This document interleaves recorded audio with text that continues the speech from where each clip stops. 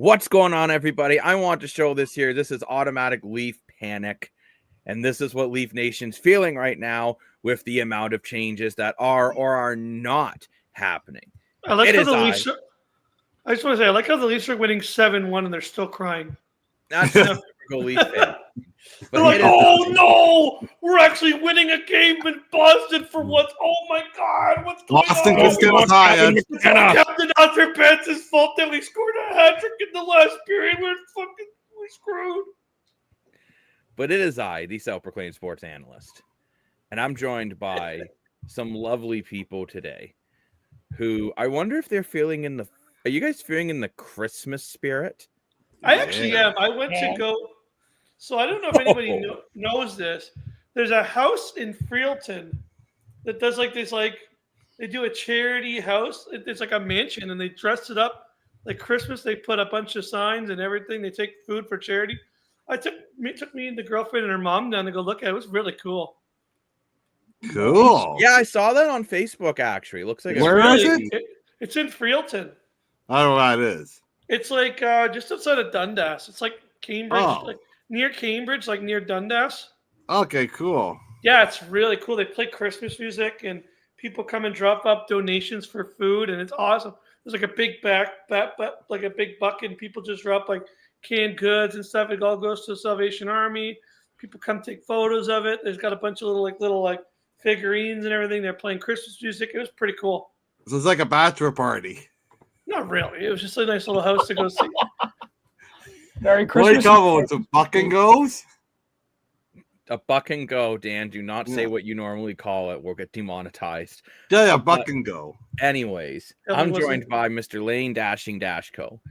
Mr. Adam is new, but still scared. And of course, Mr. More for Your Money. Woo! Hello, everyone. Who needs to sit up straight because he keeps eating his name key. I need the Zoom key. I don't even think he has his light turned on. It is turned on. We need to turn it up. Okay, I can do that. DJ, turn it up. Boys, how are we feeling right now? Let's get into the Leafs first, and then we'll get into some Argo news. I think the Leaf news is the bigger news of the day. So, I guess the Leafs are sick and tired of having the worst power play in the NHL, and have decided to do something about it by firing Marc Savard. Now, my question for you is this enough? Are we satisfied? I am not satisfied. Good evening. Yeah. Well, I want to ask Adam a question because I think there's something that he said recently on the show and I want to kind of add on it, and I want his opinion because there's something Adam said recently on the show, and I remember him saying it, and this is so true. What the Leafs just did is exactly what Adam has said before. I remember we were talking about the culture, and Adam said, something along the lines of, I remember me and him were having a bit of a debate, and he said it goes back 60 years ago. It goes back to all the it goes back to 1967. It's all the decisions they've made, all the things they've done, and everything they've put into this franchise that have made this franchise a losing franchise. And what they did today is the same flippin' thing they did 10 years ago. And I was listening to the radio, and I completely forgot about this. Back when Brendan Shanahan was first hired, they were in the exact same situation where the team was losing, the team was poop, they were dog poop, they were losing games, the fans weren't showing up, and their power play wasn't doing good. And what did they do? They only fired the assistant and thought, that'll figure things out. We'll keep the coach because he's a tough guy. We're sending a message to the players. And it backfired like crazy. And they're doing the same bleeping damn thing. This franchise is so scared to do the right thing, to do what the fans want, to make the move that needs to be made. They're a shell of a turtle, and they don't want to come out. They're the worst Groundhog Day of Groundhog Day. They'll never show their shadow. They'll never show a spine. They'll just keep doing whatever they have to do to toe the company line, because at the end of the day, they still don't care about winning. They still don't care about the fans, and it's show with a move by just firing Marc Savard. It's pathetic. It's unexcusable, and the Leafs should be in an embarrassing franchise. I totally agree, Layden. I actually was going to ask you guys if you remember the last time in the NHL, in the history of the NHL, that that an assistant coach has been fired before his head coach. I don't remember. The Leafs. I mean, Lane, you brought it up. I mean, it's not common, but I mean, but like in season, like this is weird because it was in season, and this doesn't happen. I was so surprised Berube wasn't also sacked. Like the power play isn't the only issue, and not much is obvious. The style of play, everything is the issue, and that all falls, whether it's right or wrong, it falls on to Craig Berube, and he needs to go, because firing Savard is a good step, I would say, just because the power play has been atrocious. I would have just taken it from him if we weren't going to also fire Berube. I just think it's useless to just fire the assistant. It's useless. Yeah. It's letting Berube off. And I was listening to Sportsnet The Fan this morning, and I found this conversation because they were just talking about what the Leafs should do next. And I found it so interesting because the guy who was, I don't remember who was the guest, but they were saying that firing Berube doesn't let the players off.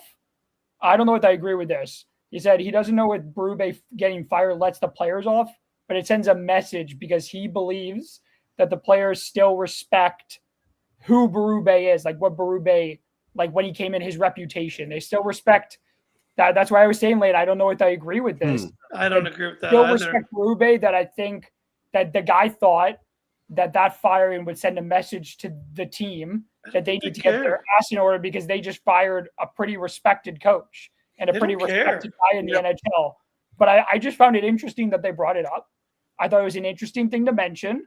I don't know if I agree with that, but I do think it sends a message to the dressing room that we just fired the coach. You guys need to get going, or you guys are next. Now, I will say, if you want to, I don't know if I agree with it, but it's a conversation to be had. Now, if you want to give your opinions, I did just, for anyone watching on our YouTube channel, we did just start a poll. Did the Leafs do enough firing the assistant coach? Yes, no, or third option, it's not coaching. And, in the comment section here, we have friend of the program, Alex, who's happy saying, birthday, Mr. Bobby. Happy belated birthday, Alex. Hope you had a fantastic B-Day. But Alex is saying burn them all. Wilder's saying it's the country club. Yeah. Also saying Tree Living knows that if Berube goes, he goes. And Key, can you kind of say the same thing about Detroit? Cowardly. They've been on a rebuild for 10 years before they turned the team into what they are now. The difference is long rebuild. GM for them. I would say for the Red Wings, so every year they've gotten a little bit better and a little bit better. And now this year they're leading the division. Toronto made the playoffs the first year with Matthews. That's a different situation than what the Red Wings situation is. And I'm going to say this here. I personally think firing Marc Savard is just kind of saying like, look, we don't really want to fire anybody, but we're also sick and tired of being called out by the fans and the media. So we're going to fire someone, but I'm going to say this is a very half-assed measure. Well, because it's like, it doesn't, the power play is bad, but like, you honestly think the power play is the only reason why this team isn't winning games? But Jacob, they're delaying what they have to do. But if it's not, you have to look at it. Guys, am I saying firing Marc Savard was a bad decision? No, but do I think this is going to fix anything? Even if the power play improves 5%, the team still sucks. The part that the one part that's the funniest part of this whole thing is what they said in the press 5 minutes after they did it. They're not replacing Marc Savard. So it was the power play. They're not bringing someone to fix it. They're just going to say, well, we fired the guy, but we're not going to replace the power play guy. I didn't know that they weren't replacing who runs the power play. Who's running the power play then? It was Marc Savard. Or maybe but who's going to run it now? I mean, maybe that's what I mean. They're not hiring. They're not hiring. Doesn't make any sense. They're not even hiring. They're not going to even bring in. They're not bringing in an assist. They came out, literally put a press release, said they're not bringing up anyone from the Marlies, and they're not hiring anyone external at the moment to replace Mark Savard. So basically, we're going Yeah, to but keep they doing the also same said thing. 2 days ago they weren't going to fire any coaches. Wow, this is So- so bad. This is so bad. This isn't Oh my very gosh. clown MLSC show. and Treliving are just incompetent. Keith And Pelly I agree, it is a total clown show. Keith Key, Pelly I'm might glad be you're going to head over to the YouTube side This is and give it a ridiculous. vote on the poll. stupid, man. Right now, the poll, by the way, is 75% saying the Leafs didn't do enough, 25% saying the Leafs have done enough.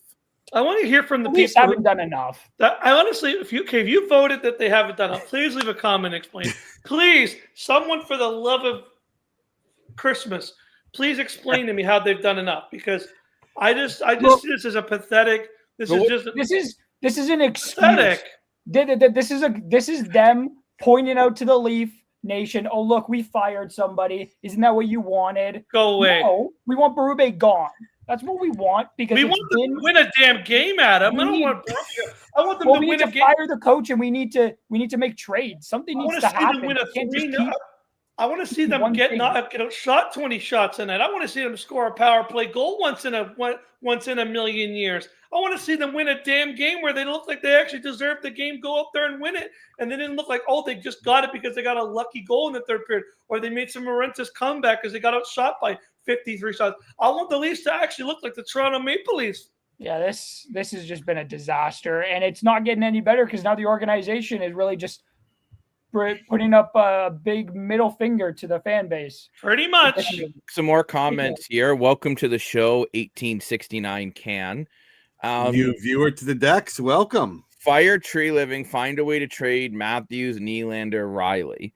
Wow. Fire the GM, then the coach, then move. Welcome back, Chris. We're just gonna move. We're gonna put Toronto in Louisiana. Hire Mike Johnson for GM. That's That would be interesting.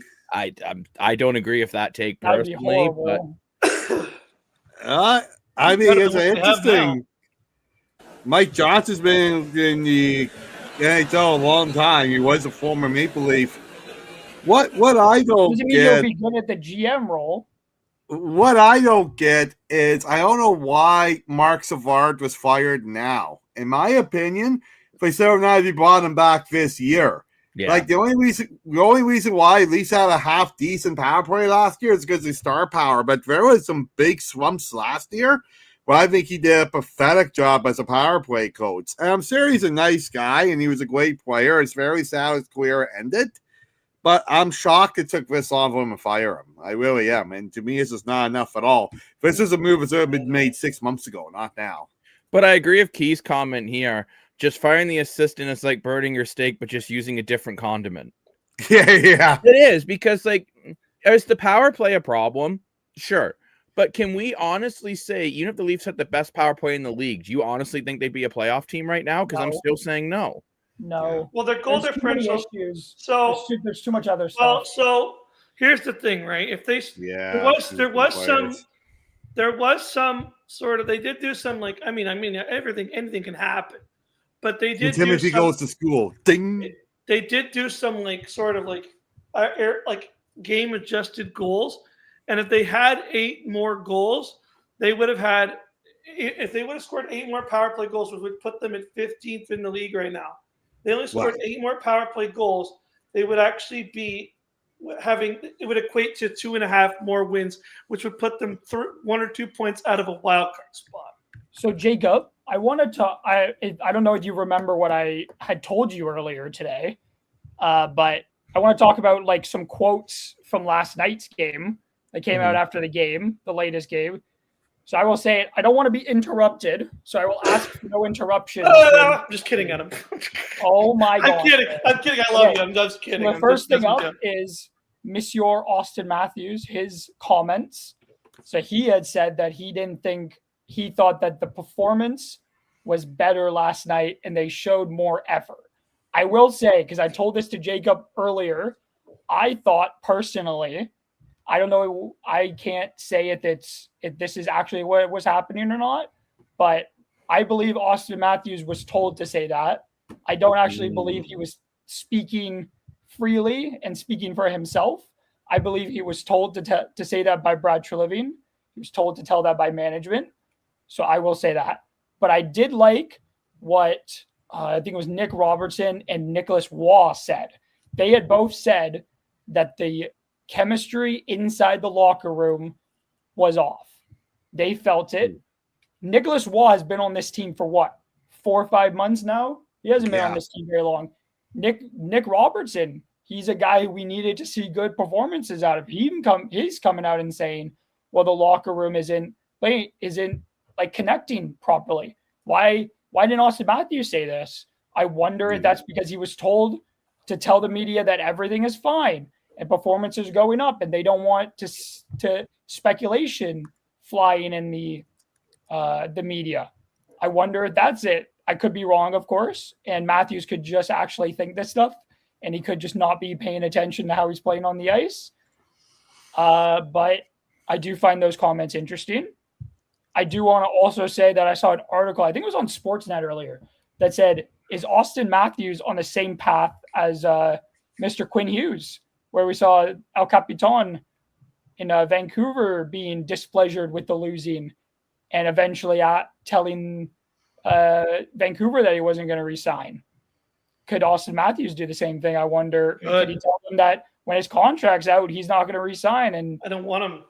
But I do find those interesting.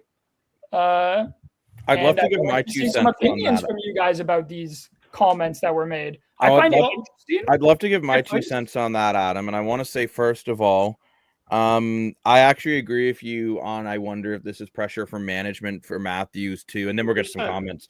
But I think this is pressure from management. And I feel like Nylander's not the type of guy that'll take pressure from management. I don't think he even takes pressure if he even had a wife. I think he just wants to do his own thing and take the subway. I think Field, though, when it's a guy like Nicholas Waugh and Nick Robertson are the ones that are stepping up in the dressing room, it does show that, in the media too, I think shows a lack of leadership. And I wish Matthews had the courage to stand up to management and actually say what's going on. Because right now, to me, it just looks like this team is in such a different direction between the players, even from one line to another, even though you don't know what a line is. I'm surprised we don't take it too many men on the ice penalty every single line change, because you never know who's coming out. And I think a big problem is I think that this team just doesn't want to take accountability for what's going wrong. No, really? It's telling you, which potentially we don't know if they are or not, but I think they could be telling their captain to say everything's fine. It's kind of like that meme where you have the little guy sitting in a fire pit saying everything's fine. Like this is not fine. They are in a huge slump. Their power play is absolutely dreadful. Like, sure, the penalty kill's better this year, which is great. But at the end of the day, I just don't see how saying, oh, yeah, we're playing better. And I do think they played better, and even though it was a 5-1 loss, like I think there are some things that you could say improve that game. I think they got goaltended that game. I thought Ottinger played great. But at the end of the day, I still feel like it's not nearly good enough. And until it gets better, I think as a fan, you don't want your captain going out to the media saying everything's fine. We're doing good. I love Toronto. It feels like when you do those, like when the company's forcing someone to be the scapegoat saying everything's fine when everything's terrible. And that's what it feels like. I think the Leafs will lose to Pittsburgh on Tuesday. 100%. Yeah, I think so too. Pitt really good against Montreal the other night. But and just to add there, I think Adam made a fantastic point there. I can see the Maple Leafs pressuring Austin Matthews to be the calm of the storm. I agree with Jacob's point. I don't think William Nylander would do what the team wanted. That's why Austin Matthews said it. And I agree with I agree too that like the fact that Waugh and Robertson are coming out saying this, especially Robertson. I know Waugh hasn't been very long, but he's won Stanley Cups. He's made finals. He's done all this. What has Robertson done in the NHL besides get a couple of cute goals here and there, right? And he's the one speaking to the media about the truth. That's a real problem. Even if Austin Matthews and William Nylander didn't want to do it, you could see Morgan Wiley doing it, Jake McCabe doing it, OEL doing it. Like, for this goes Matthew Nice, this goes on.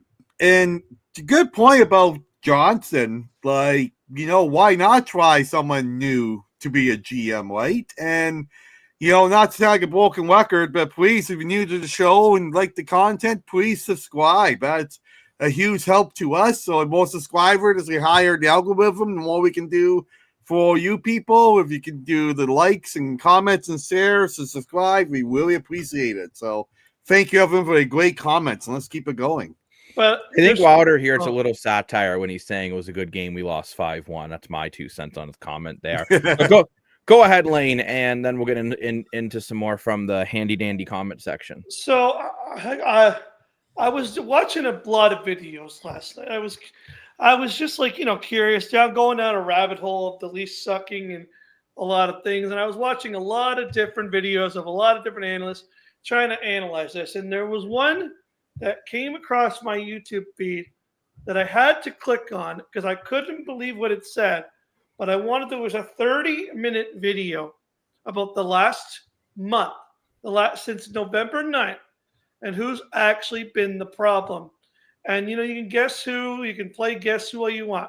There's one player that actually has statistically been the worst Leaf. Max and the player, no, it's actually not Max Domi. Can I guess? Yeah, who's it? Is it John Tavares or William not. Nylander? One of those two. Austin Matthews, then? It's not Austin Matthews. Okay, I'm glad. It is Dan's hero, William Nylander. No. He has statistically, he has since November. No, Jacob, listen to this. I couldn't believe it. I said, there's no way, but it's true. Since November 9th, William Nylander has only taken 10 shots.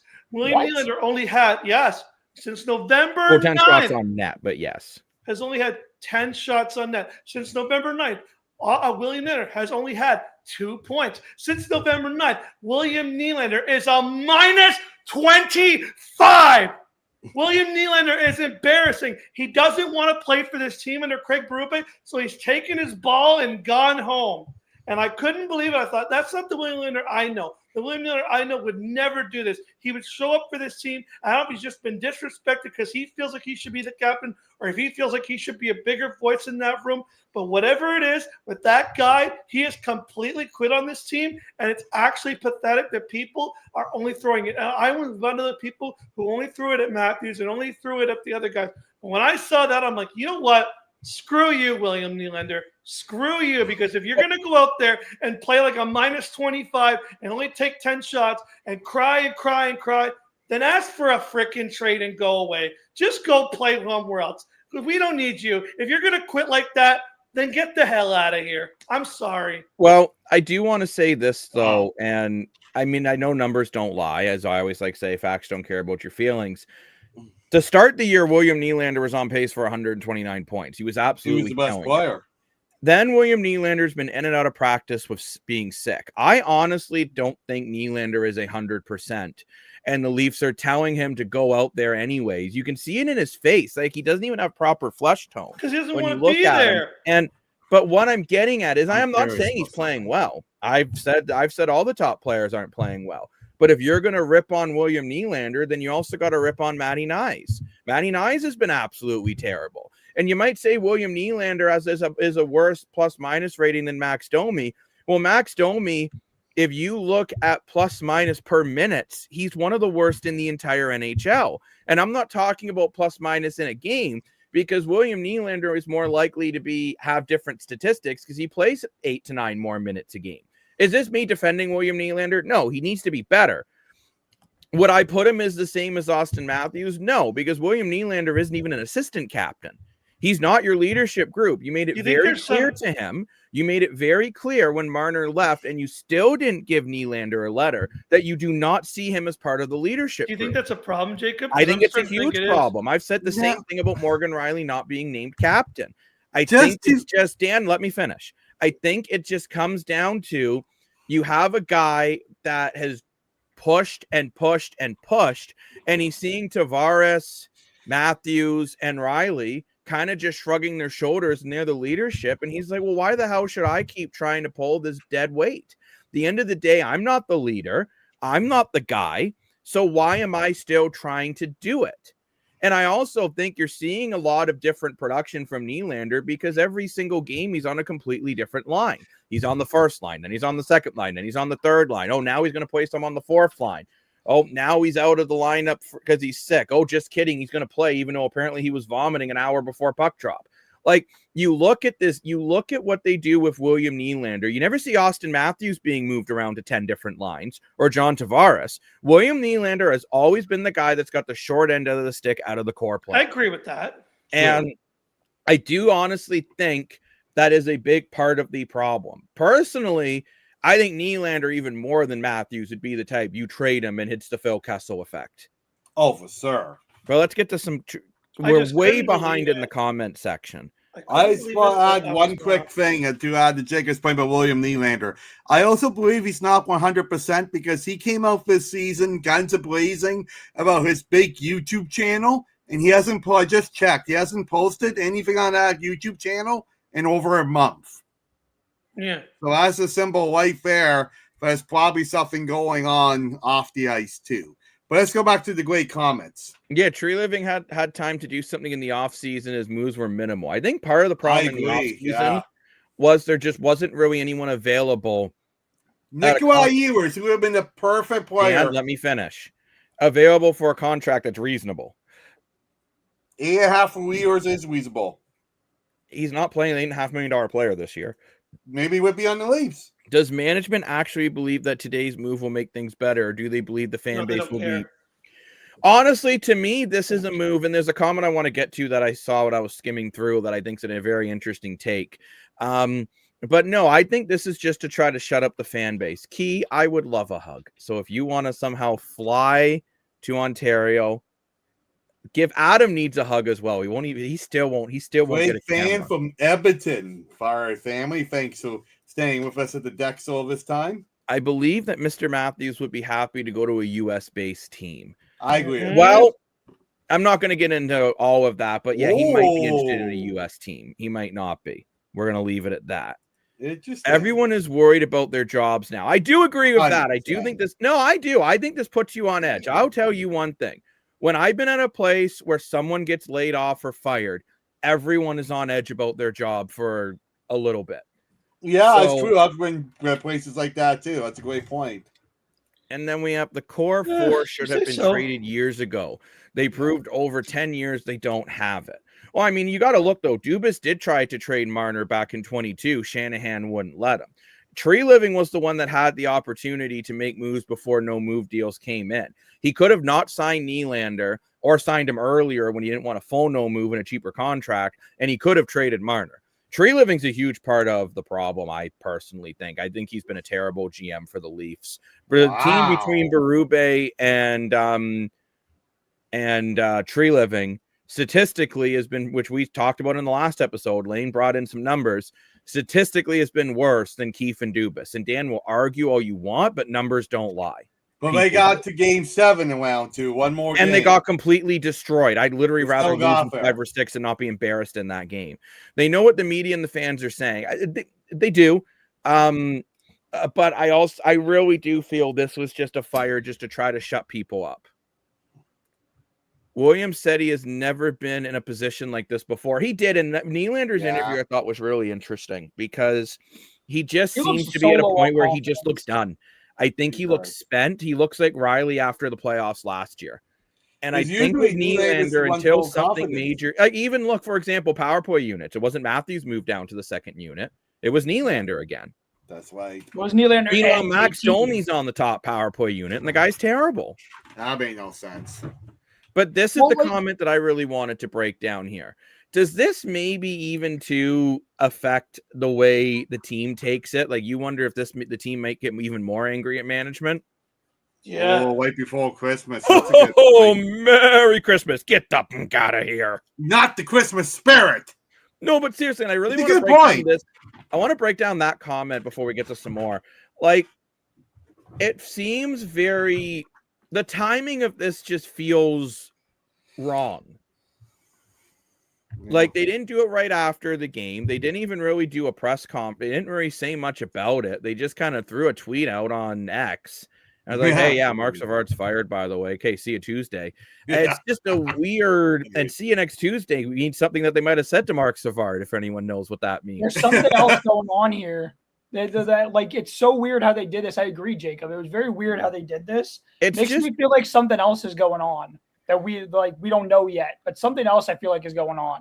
It just seems very odd. I don't know. Didn't Brad Treliving said last night that there was going to be no coaching changes? This was a Peely fired. I feel like this was like an MLSC call. I don't think this came from Treliving. I think this came from, but he just from said MLSC. Fired. It had to have come from MLSC because this was just weird how this was done. The only other thing I wonder is if they not worked out a deal yet to bring in a new head coach with, because the rumor is that they bring someone in, it's going to be Pete DeBoer, and they just felt they needed to do something right away, and maybe DeBoer really wanted Savard gone. I don't know, but it's just a weird. The timing's weird. The firing's weird. The way they handled it is weird. You normally don't fire someone in this situation. You just take them off the power play and have them do something else, because he was an assistant coach. It's not like he just ran the power play and nothing else. True. That's all I'm saying. I think it's just very odd about the way this has kind of gone. It's a lot of weird. It's weird timing. It's a weird vibe. It's a weird feel. I don't know. I look at this and it just feels like everything feels off about it, and it kind of makes you feel gross. I don't feel good about this firing at all. I feel good about the firing, that I think it was the right call, but it wasn't the right time to do it. Yeah, right before Christmas. Well, not even just that, but it's like this to me just shows that they're just trying to let Craig Berube stay. So they're trying to shift the blame on someone else. Oh, the team sucks because of the assistant coach. Next thing you know, they're going to fire the towel boy because they say the team's no good because the towels are too hot. Will that be on Christmas Eve? That'll be Christmas Day. Yeah, being the stocking stuffer. Yeah, you're fired. Sorry, you're fired. I have a quote. I have two things to say. I have a quote I want to read, but the first one, I got to admit, this was funny. I was reading through Twitter last night, and this one made me laugh. I thought I would tell this joke.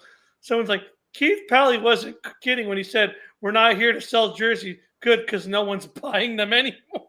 Ooh. But I did want to read this. Chris Johnston said this on the radio today about Craig Berube, and I want to read this quote. It just came across my Twitter feed, so I thought we could read it and we'll dissect this. This is from reporter Chris. He's like very followed with the Toronto Maple Leafs. He works in the, with TSN and all that stuff. So let's see what he said. The seat of Craig Berube is still quite hot after the Leafs road trip, and now the firing of Mark Savard. The dismissal of Savard is almost like a warning shot after how poor they've been on the power play through the first few months with Savard change. Management isn't ready to move on from Berube and still believes he can guide the team through this rough patch, but his future depends on turning things around quickly. The losing streak, the poor road trip have real consequences, and the move reflects urgency and accountability, aiming to refresh the bench and find solutions without fully overhauling the coaching staff. I think that's a pile of wow, BS. That's very interesting. That's just what he was told. I don't like how that sounds at all.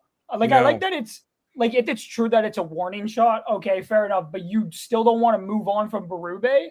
You're making a warning shot. That's warning crap to me. It was so loud. Weird. Holy crap! That's a warning shot. Yeah, you gotta warn me before you shoot me. Like a warning shot, but it's like, it's just not. Like, it's just weird because they don't want to. I have headphones on. Please. Now they still don't want to move on from Berube, and it's weird of why they're throwing a warning shot when they don't plan on firing the guy that they're throwing a warning shot to. Wow. I think it's because they're trying to avoid the explosion. Okay, at least that one wasn't as loud. I turned it down for you, Lane. Thank you, sir. And see, that's why I'm smiling now. I'm sorry. Welcome back to the show again. Welcome back to the entire show. I feel like I'm Austin Matthews talking to the media. Everything's fine, boys and girls. Oh, don't say it like that, Jacob. That sounds so Hi, creepy. Adam. No, Everything's fine. Welcome to. It's a happy welcome to the time quarry. of the year. And we Anyways, all love actually our hurts. team. And we love the fans so very much. And we want to win the cup. And Wilder, I will say this. I'm not even saying it's a legitimate excuse of Nylander, because I think this comment is about my comments about Nylander. But at the end of the day, we're all... We love the fans. We really love them all. But no, I feel Nylander. I think it's kind of, you almost feel like it's almost like the quiet quitting mode until something is done. I think it's what's happening. When I saw Nylander's last interview, I've never seen him look so defeated. It's true. Like, whether it was World Juniors or it's now, I've never seen Willie Nylander look defeated. Nylander usually just says, calm down, relax, chill out. And there's only 3 games. He looked so defeated. And I think that's the big difference. They want to fire the coach. They have checked out. I mean, 100%. I wish they would fire the coach. I really think at this point you have to. And right now, 71% of our poll on our YouTube side. So if you haven't voted yet, go over to the poll on the YouTube chat section. Right now, 71% feel the Leafs have not done enough by firing the assistant coach. I think this is like, what it feels like for the fans. And I've seen a lot of fans been talking about it. It feels like, you've just been beaten up on the playground. You're just trying to get up for 1 second and they kick more sand in your eye. It's like, they don't care, man. They don't really care. This is just to piss you off more. It's just to beat you down more and be like, we're standing our ground. We're MLSC. We're going to make the money. We're going to buy the jerseys and buy the calendars, and you're going to buy the teddy bear on the website for $10.99, and we're still going to make our money. I mean, the only thing is, though, like, fans aren't going, right? Attendance is down. And I mean, I do like this comment here, though. I don't think the GM truly knows what he's doing. And I think you could argue that Tree Living doesn't know how to fix this. Because on paper, I'm not saying on paper this should be the best team in the East, but on paper, this is a playoff team bare minimum. Oh, for sure. Like, you have Austin Matthews, William Nylander, John Tavares, Matthew Nyes, Morgan Riley, 3 NHL caliber goalies. You have defense coming out the wazoo. You have an identity line at Berube would just keep them together. Like, this team should be better than what it is. I do agree with this comment too. I think players do. Sorry, Dan, and I'll get to your point. I do think the players do pay attention. I think this is referring to the coach being fired right before Christmas. And I'll tell you one thing: if any of these players actually like Savard, who knows? There could be a split in the dressing room between Savard and Berube right now. 100%. That's a possibility. For all we know, Berube wanted Savard gone.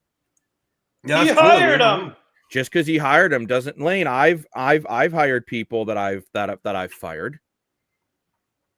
You better watch out, Adam. No, I'm wouldn't kidding. Fire me. What? No, don't say that. I'm kidding, Adam. You better watch out for the biggest hug of your life. You better watch out. You're gonna get it. You better not cry. You better not. Go hug Adam. I'm telling you why. Dan's just gonna want Adam's me to pay getting fired by Jacob. No, he's not. He knows when you are sleeping. Oh my gosh. He knows when you're at work. If you don't wrap the cable properly, you won't be able to afford a new shirt. Oh, that's depressing. Anyways, so yeah, Wilder, I do agree. I think that this is attempting to distract the media and the fan base. I just don't think it's going to work. Not and yeah, Berube was supposed to be the savior. Somebody save me from the Leafs' lack of effort. The core players are a bunch of jerks. Anyways, Dan, go ahead. Well, I'm just going to say, I said it in previous episodes, and people agree with me, disagree. I'm going to say it again until one day I prove I'm right. I think the one thing this team is missing, reason why this team is struggling, is not the coach, it's not the players. Oh my gosh, Jacob just stuffed. He's so frustrated. No. I don't want to hear. Okay. Well, what's so frustrating is that they don't have that veteran leader. I've been saying this over and over again. There's no Jumbo. There's no Jason Spezza. There's no Max Pacioretty. There's no Mark Giordano. They Ozzy's had that one key person every year since his 10-year Matthews era. And this year doesn't have it. Then why the hell are you paying John Tavares? He's not Why did supposed you to get do that. Nicholas Waugh, who's a veteran of playoff experience? It's not that. Why did you get Brandon Carlo? Why did you get Albrecht Poor when Dan was Larson? all by Dan, himself this is an there for a absolutely minute. terrible take. This is literally the oldest team in the NHL.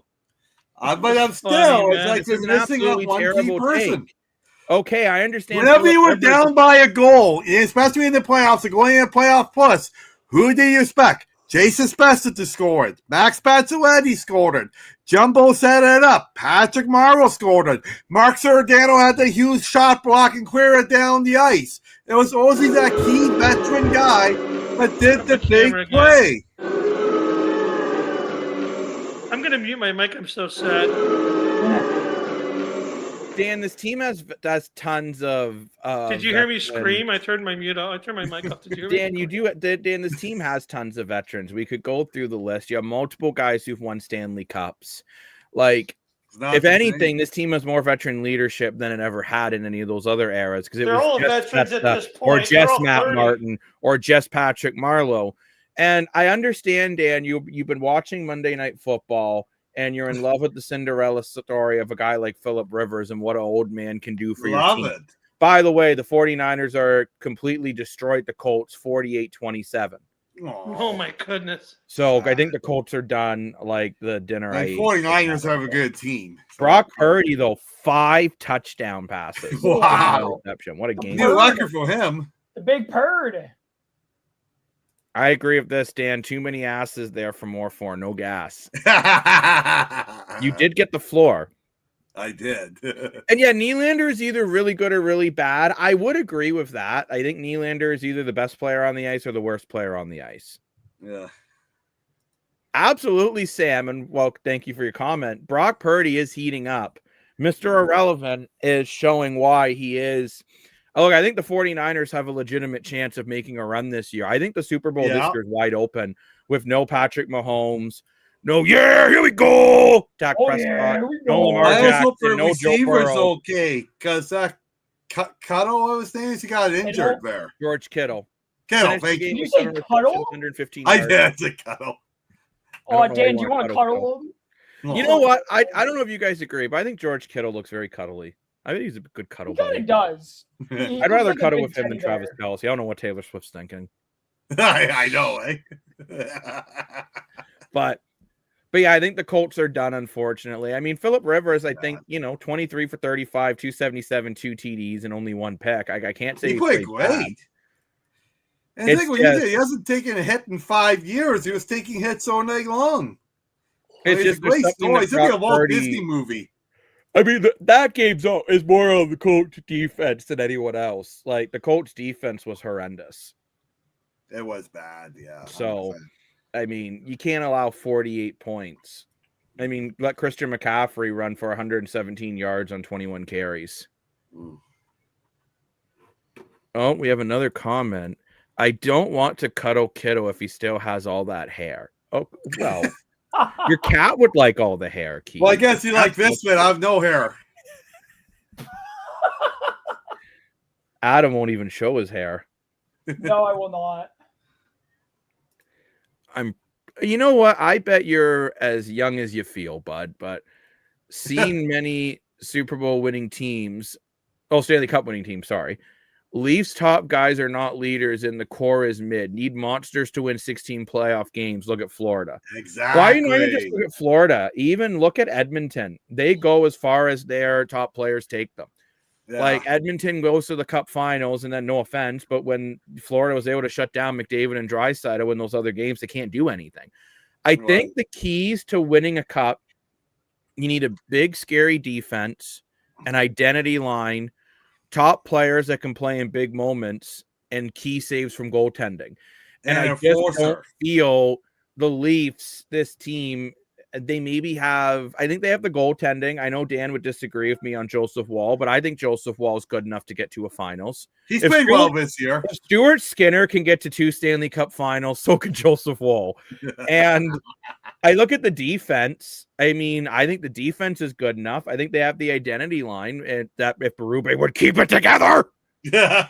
Jacob, they don't have down. the core guys. Okay. But hear me out for a sec. You can't compare Matthews to Barkov when it comes to playoffs. You can't compare Nylander to Tkachuk when it comes to playoffs. And I can't stand Matthew Tkachuk. I think he's words I won't say on the pod.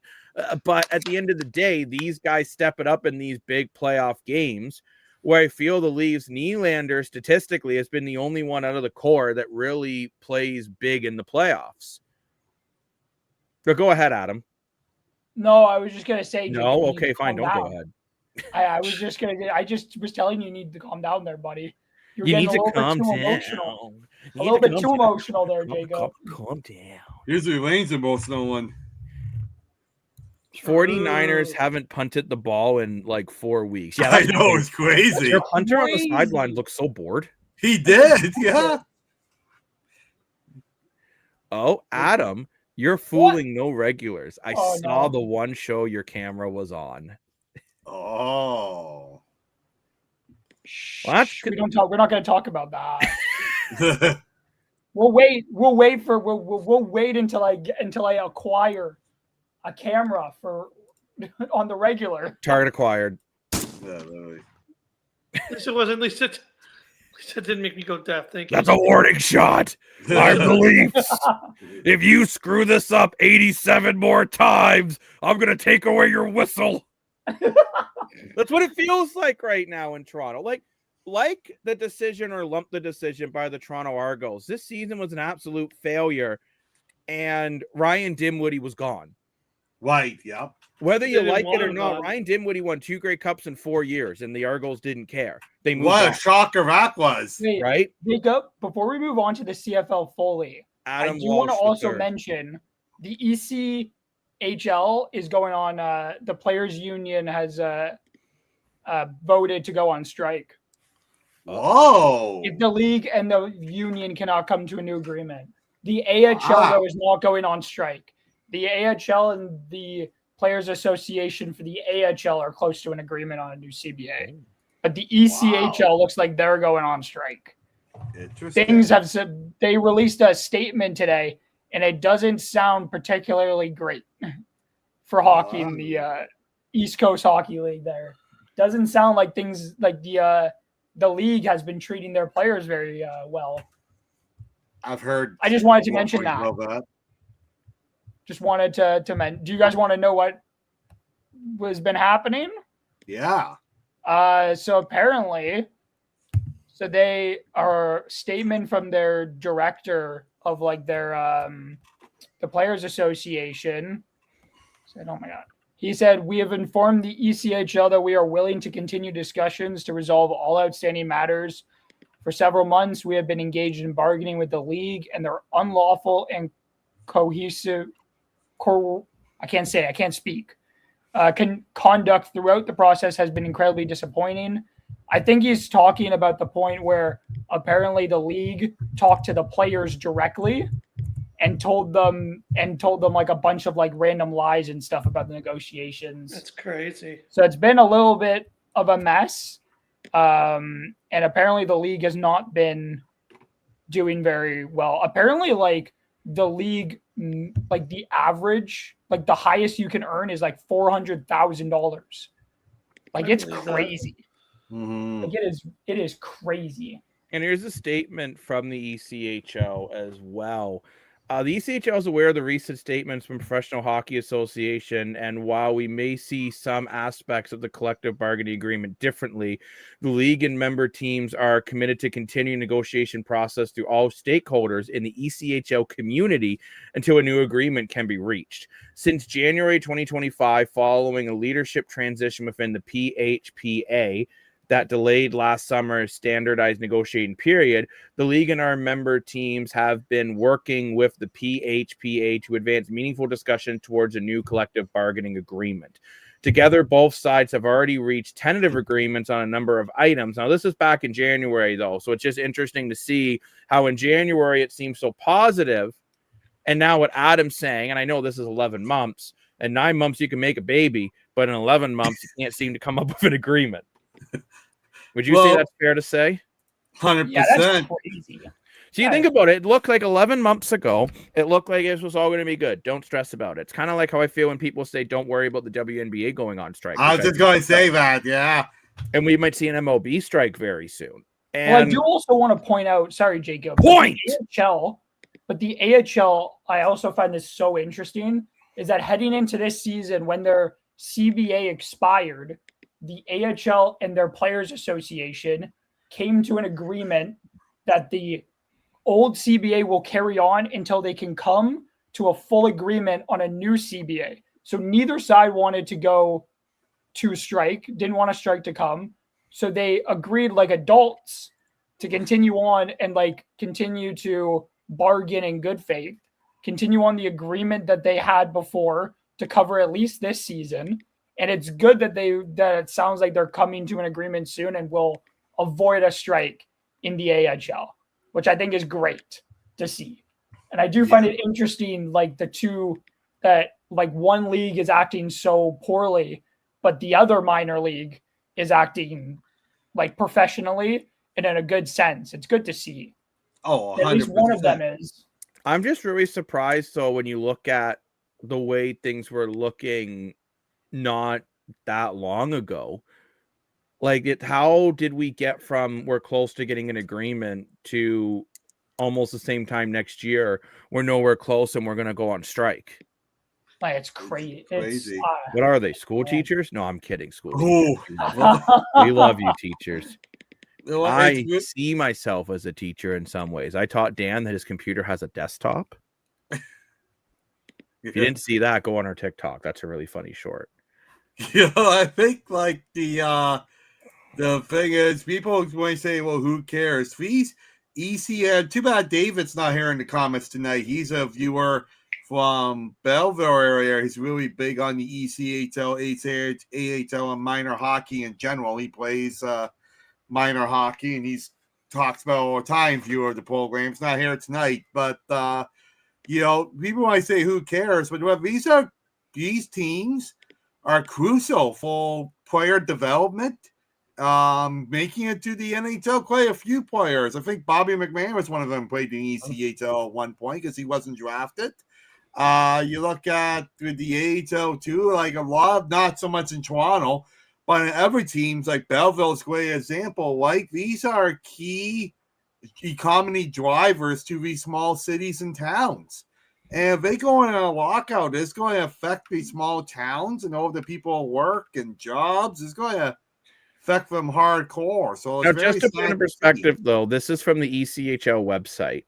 And this is just some of the information potentially in the new deal that they've been working on. So an immediate 16.4 increase to the salary cap for this season to be paid retroactively from the start of the season, which be paid upon whatever that word is. Words are hard for me today. An additional salary cap increase in the future, which would increase total player salaries nearly 27%. We would also be including fully furnished housing, utility, and internet costs. They don't even get medical and dental. No wonder why they want to go on strike. Wow. Even I get medical and dental. I'm kidding. I love it. It's like poor. It's bad. We also have several proposals into improving health and safety, including requirement for mandatory days off. No, that's crazy. Because in every other professional league, there's a mandatory, like you have to have so many days off in a season where the team can't make you play. That's why the NFL and the CFL has bye weeks. They legally have to have those bye weeks. That's in their CBA. Addressing travel between back-to-back games and modifying holiday and mid-season breaks. Enabling every team to provide a custom stick and enable all players to choose an alternate 5-star rated helmet from the Virginia Tech helmet study. Increase reimbursement for meals while traveling, including $60 this year, as well as future increases that will raise the rate by 24.5% from the current rate. So this, you know what? I'm going to say this. Reading what they're apparently getting is more. It doesn't look like these players are getting a heck of a lot. No, it seems quite reasonable to me. So you can't really blame them for, like, I get, Adam, what you're saying about the AHL, but and I don't know this for sure, but maybe the AHL CBA is more reasonable. I would imagine so. The ECHL. Well, I think with the AHL, the actual the NHL franchises are more heavily involved. I think so too. AHL than they are in the ECHL. Like I think it's more heavily involved. Well, it's NHL teams that own them, right? So yeah, I think so the NHL better. So the NHL has like a vested interest in making sure that the AHL continues to run. Mhm. Like I think there's more vested. Like I think there's more in it than the ECHL clearly, because I think AHL players I think they get treated a hell of a lot better than down. They do. No, they don't get the same holiday breaks as the NHL does. Like, for example, the Marlies play on Boxing Day. What? There's no NHL games on Boxing Day. At least I don't think there is. Unfortunately, the Canucks lost tonight, but at least they made an interesting game, making it 5-2 against Philly. Yeah, I will say I agree with Wilder. The Canucks won 4 straight after the Quinn Hughes trade. They've looked pretty good. I mean, they moved on from Hughes, but they brought in a lot of balance. And I think that's what Leaf fans hoped when they brought in Waugh and Joshua and Lawton, that losing Marner, the balance would even out. Not that I think Marner's the reason. I think it's a whole different situation. But, and yeah, Key, I remember, I think, Adam, was it you and I talking about this, that the MLB we could potentially see a strike in a couple of years? Oh, yeah. No, this is like a guarantee next year. 2027. It's basically a guarantee. Like, Bryce Harper kicked out the MLB commissioner. He kicked out his boss. He kicked out the boss of all of MLB out of the Phillies dressing room because, like, Bryce Young was so mad about, like, potential, like, the salary cap. Like, the salary cap is the whole reason they'll go on strike. Exactly. The owners want a salary cap so badly, and the players, I don't think, will ever agree on it. I think they're going on strike unless something changes, and unless other players don't feel the same that Bryce Harper, not Bryce Young.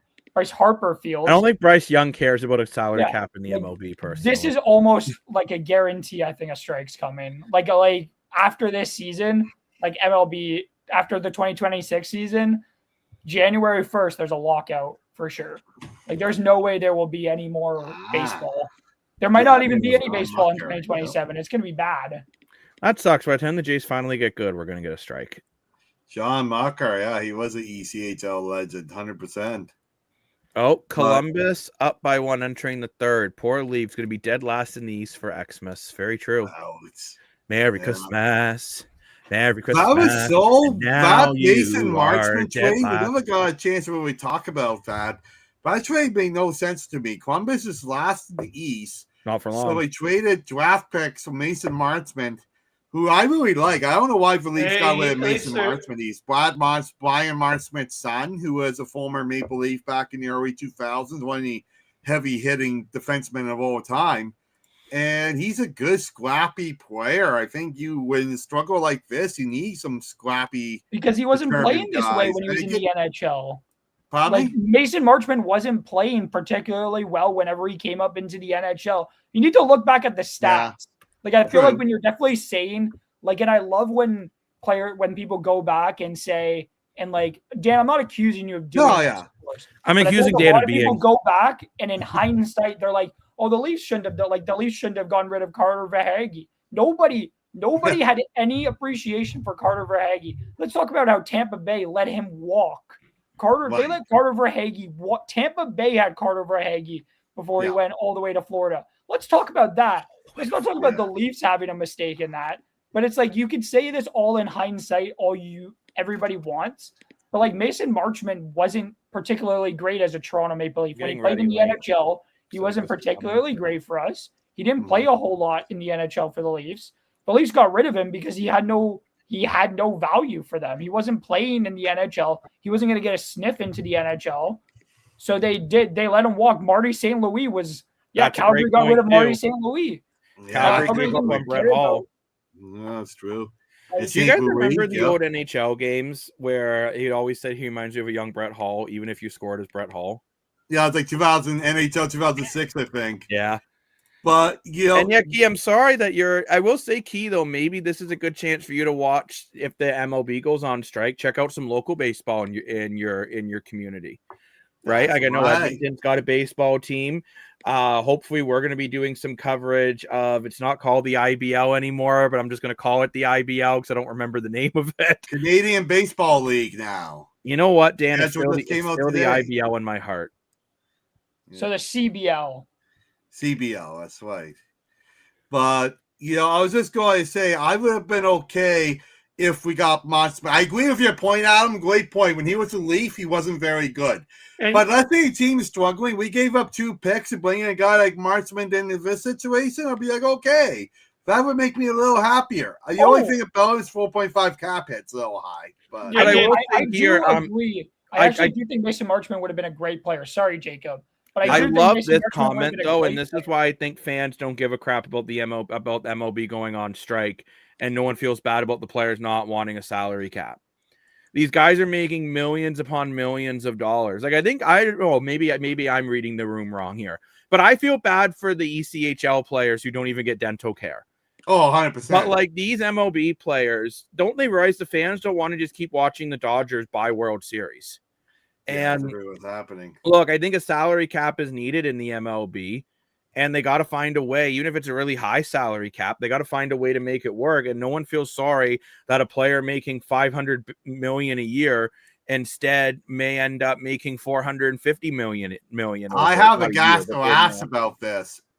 Then Dan, we'll get to let's do your gas. Let me just quickly get through some other comments first. No problem. Yep. Left him unprotected in the draft. Yeah, unprotected. Yeah, the Leafs did that a lot. With Monsmans, yeah. CBL. That's it. And Key mentioned that they have the Riverhawks. And Sam pointed out the Riverhawks are in the WCBL. Oh, Western Canadian Baseball League. Interesting. But it is still all local, Sam. And I think, Sam's a big supporter of local baseball as well. So huge. Yeah. But yeah, I think that I do agree though with some of these comments that I don't think people necessarily feel bad for MLB players and they're about going on strike when they're making. It's kind of like when Puka Nakua said that he can't afford a house. Meanwhile, we're still clearing $480 million a year. It's like, bro, not million. 480,000 a year. Yeah.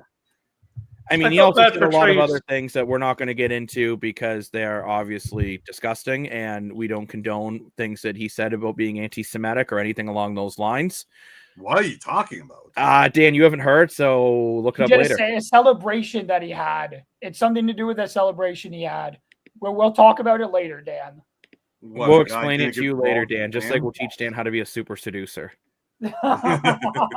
Guys, let us know if you want some. I've been toying with the idea of doing some video game content, doing some live shows of choice-based gaming. So let me know. I think it'll be a lot of fun. And we got a big announcement for me coming on. And yes, Sam's pointing out good teams, great fans. Yeah, I do agree. A lot of these local baseball communities, like I know the Hamilton Cardinals, they get awesome attendance. The fans love it.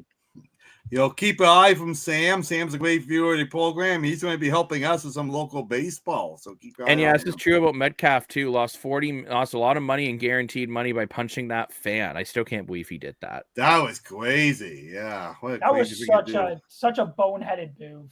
Yeah, some of these contracts are really insane. I do agree. And it was a boneheaded move, but it's time for Dan to see his favorite thing. Because if I don't show Dan some donkey butt, he's just going to be upset. Yeah, there is. Yeah, there is. Yeah. Or is it ass? With the big $500 million contract from Vladdy, $500 million contract, Bull Bassett wanting similar money, Soto from the Mets getting over $750 million, Aaron Judge getting close to $700 million. Will we see the first $1 billion contract before the salary cap comes into the MLB? Gas or ass? Ass. I thought it was going to be more donkey butt. It's ass.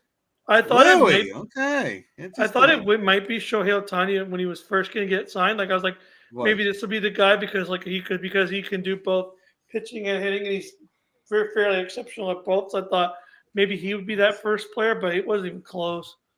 Interesting. We're getting an ass in the comments. Not Sam, you're not an ass, but I mean like ass. It's just saying. Oh, okay. If Rainbow Six Siege has new packages out or anything, I'd recommend you guys reviewing that one. Okay. We could do some gaming reviews. I still think that Dan, I don't know if you guys agree. For anyone who's played Until Dawn, who wants to see Dan play Until Dawn? I think it'd be hysterical. That's like that zombie game, the zombie RPG game, right? No. It's a choice-based game about trying to survive until dawn in a cabin in the woods. Oh, that sounds awesome. Yes. Is there zombies in that? It's not zombies. It's I don't want to spoil it for Dan because we're gonna make him. I think we're gonna make Dan play it live on the air. Yes, we should make Dan play. Dan got stressed out enough with playing Detroit Become Human. We're still gonna get Dan to play Fall Guys. In terms of the ECHL dental plan, it may be that they only get a percentage of fees covered, and now it's going to be 100% rather than 0. Fair.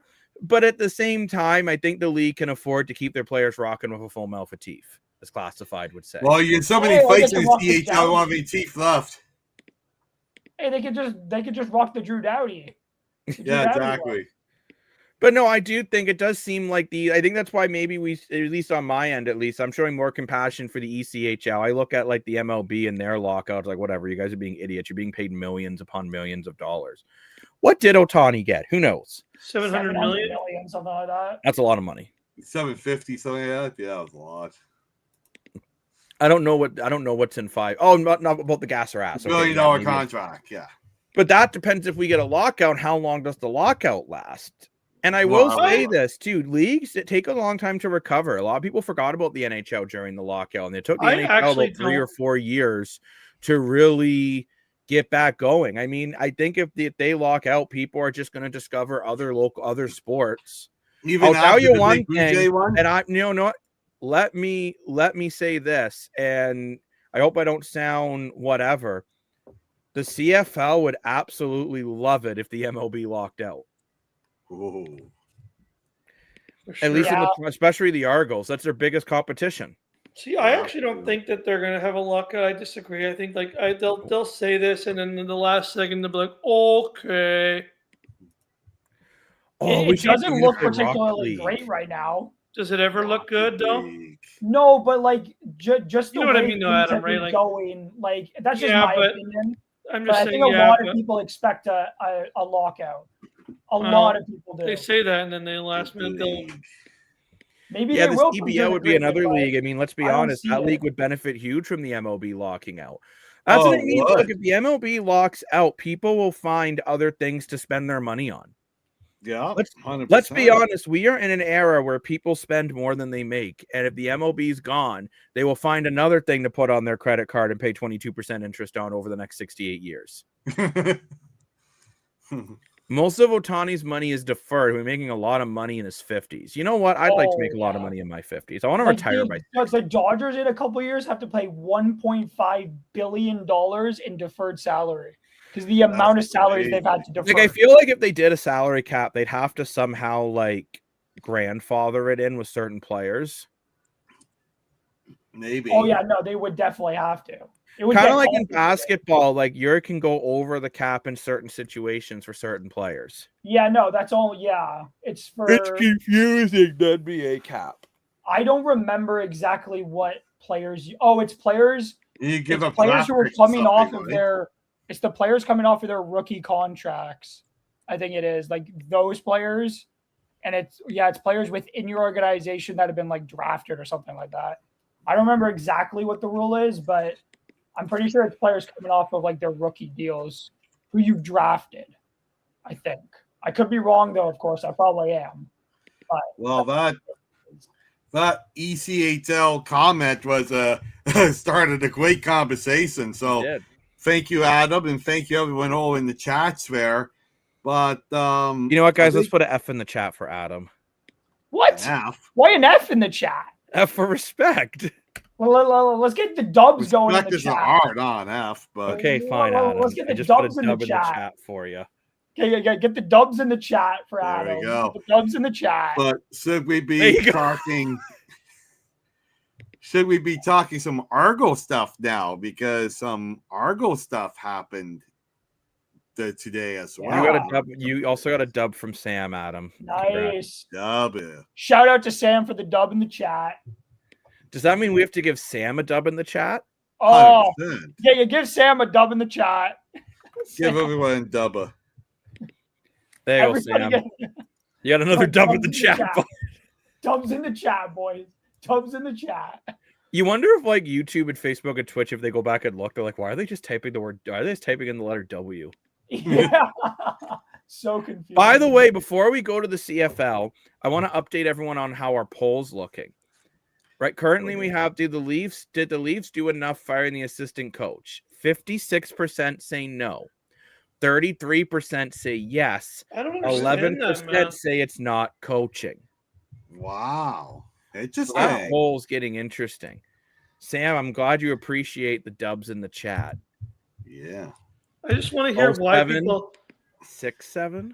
I still want to know if you think why this is enough. I need to know why. I don't understand. Tell me why. Seriously. There's some hockey games going on tonight too. No, there isn't. Anaheim No hockey. in Seattle. Hockey doesn't exist anymore. I What? don't know what you guys are talking about. Anaheim and Seattle are tied 1-1. Columbus is beating LA 2-1, both in the third. Earlier today, Tampa beat St. Louis 4-1. And as we mentioned earlier, Philadelphia beat Vancouver 5-2. Also, I would like to mention for anyone who follows us on Twitter, on TikTok. We need to get a Twitter. I want to thank everyone for our biggest viewed short ever. Whoa. With over 3,000 views on the short about which Toronto Maple Leaf will be willing to waive their no move. We had 3,281 views in under 24 hours. Yeah. Thank you, everybody. And that included 25 likes and 13 comments. That's not our most commented short. Our most commented short, if you guys are trying to beat that, are the Edmonton Oilers facing elimination in the playoffs. Actually, that was also our most viewed short. So we are close. With that view, I had 4,969 views. Great number for the end of it. Nice. And 27 comments. And our most liked short on TikTok, since we're just going over all that now, is a great short that we shared from a big Blue Jays fan named Taylor about the Jays vibes heading into the playoffs. Mm-hmm. That one had 43 likos. Yeah, Taylor, great friend of the board. How's it going, good sir? Welcome back to the deck. And Leafs are terrible. I do agree. Phillip Rivers is not embarrassing himself. Great. Yeah, I do agree. Phillip Rivers I actually agree, looks 100%. good. I mean, I thought it was the Colts goal. defense was the reason why they lost today, not Phillip Rivers. I look at it, both games Rivers has played, he's given this team a legitimate chance to win. I can't really complain on that. I totally And yeah, agree. Sam, I figured I'd just share that because that's something I thought was really cool. So Colts D is so bad. Yeah, You know what the Colts D needs to do? Hop on a train and get the blue. Hey, Sam, Gabe would not be very happy. I don't know who Gabe is. Gabe is a friend of Sam and I. The D is banged up. That's true. But I mean, you also have a 44-year-old quarterback throwing almost 300 yards. Yeah. Like, I mean, that's no excuse. As MF would say, no excuses. See, brings back my point. The Maple Leafs need a veteran 40-year-old. Oh, my no God. excuse. They're the oldest team in the NHL. Hashtag read a book. I think they have too many veterans. That's You even could argue possible. that. But as Dan said, the Toronto Argonauts have been busy today. Argos have a busy Monday. Figured I'd use the Santa Claus logo of our logo for this one. Ooh. So they re-signed Benji Franklin Yay. and Jack Cassar today. I like Flaquin. That's a great signing. I think these are really good moves by Toronto. It does show Toronto is not going to blow up the entire team. I think changes are coming, but Benji Franklin had a very solid year, was towards the top in interceptions. Jack Cassar was towards the top in special teams tackles for the team. I think these are two really good moves by Toronto. I'm still expecting Winton McManus to be signed probably the day before free agency, so the Argos can share a bunch of toothpick pictures. I'm honestly worried what Winton McManus search from his clothing line a couple years ago. That's one cool. cares, Dan. No, I'm kidding. I thought that was cool. Yeah, thank you, guys. Jacob, no one cares. Boo! I'm kidding, Dan. Okay, fine. You know what, Dan? Just for you. Boo yourself, Jacob. That's what he's booing. He is booing himself. He's on the train. He's leaving. Dan's the one who has to catch a train all the time, not me. I commute on the train. Because Dan's very woke. I'm kidding. No. But I like those moves by the Argos. I think you're bringing back two players that were big pieces to your team last year. And Benji Franklin as well has proven he can get it done in the playoffs. And the Grey Cup run 2 years ago, I think he had 4 interceptions in 3 games. Yeah, great playoff. Like Benji Franklin is really just don't put him against Kenny Lawler. He could not cover him very well. I'm sure Lane remembers that game very well when Lawler had almost 200, I think like 3 touchdowns and 200 yards to himself. Yeah, for sure. But how are we like Lane? I'm assuming you said the signings were lame. You're not Lane. You are Lane. They were lame just because like you're a Cat fan. You actually you actually think these are bad signings for Toronto? No, not the sign. I didn't think the signings were lame. I thought the firing of Mark Savard was lame. Oh, well, you commented on the wrong post. Oh, did I? Oops. Whoops, daisy. To be fair, I had to go for an eye test today, and they put these drops in my eyes, and where they like dilate your pupils, and I literally couldn't see for 3.5 hours. John Cena literally could have walked right past my life. I would have been like, I don't see him. You wouldn't have seen him either way, bud. But even if I could have, I still wouldn't have. I like the Franklin better than Cassar. He's more of a showstopper, show manager, which he's a real showstopper, tend to be more memorable. That's true. I mean, Franklin's more. I agree with that comment. Yeah, Franklin is more of a big player guy. Teams were so bad. No, I really like Jack Cassar. He's a guy though that can move in and out of your lineup really well. He's a good linebacker, good special teams guy. Fun fact: Adam and I's coworker is related to him. Wait, what? Oh. And Adam, I'll tell you later which coworker. Oh, okay. Dun, dun, and then dun. you're gonna leave me in anticipation of which coworker. Wait, I feel like I know which one. Had a pretty soft schedule early, fell back to earth. I mean, I thought Danny Dimes actually played pretty well for them to start. But I mean, you could say the exact same thing about the New England Patriots. They had an easy schedule, then they faced the Bills, and they came back to reality. They blew a 21-0 lead. Oh, there goes Gravity. Choke. There goes Rabbit. He won't give up that easy. Nope. But no, it's some big. Sticking with the CFL too. Did you guys see? Are you guys saying that the Argos moved Ryan Dimwitty based on last year's record? I think it could be a reason why Pinball didn't fight that hard to keep him. I don't think it was based on the record. I don't know if you've seen previous episodes for Christopher, but Lane brought up the best point about Ryan Dimwitty. And good job, Lane. Losing so much in the season, he called out and said Dimwitty was dividing the dressing room and using the media to play against the players. And he called it way in the beginning of the season, saying he was the problem and the Argos were going to get rid of him. And long before, months later, he was right. So I don't think it had anything to do with the record. I think it was the fact that he slammed his players in the media. And I think some things have to be some Craig Bluebay's got known for this too, right? I think some things need to be kept in the dressing room. Well, and I'm going to say this too. I think Dimwitty really lost the dressing room. Well, Lane's in very serious mode. He's like eating the camera. Because he can't see because of his drops, remember? No, but I think Ryan Dimwitty lost the dressing room when he called the team pretenders to the media, but didn't say it in the locker room first. I think that's what it was. Thank you. Yeah. He said that on Overdrive, and he said he apologized and blah, blah, blah. But at the end of the day, no, I actually think it was time for the Argos to make a change. I'm really excited to see what Mike Miller can do for this team. He's a very smart man. Him and Chad Kelly basically want to take each other out for mimosas. So, I mean, I still don't know if I think Chad Kelly should even be the starting quarterback for this team or not, but that's probably a whole other day of conversations because we've already been on the air for an hour and 22 minutes and 56 seconds. And there are some moves about some defensive coordinators and offensive coordinators today from Winnipeg and other teams too, correct? Yeah, so Winnipeg hired Tommy Condell and then demoted Jason. Tommy Condell is now the new Winnipeg OC, and now Jason Hogan has now been demoted to running back coach instead of offensive coordinator. In Winnipeg. So what about Andrew Harris?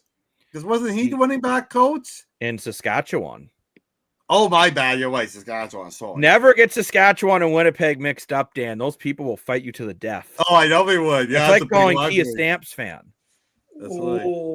It's not going to go. It's like calling Lane an Argo fan. Oh, that's right. Are you going to get Lane in jail? Literally. It's like calling Adam a fan of.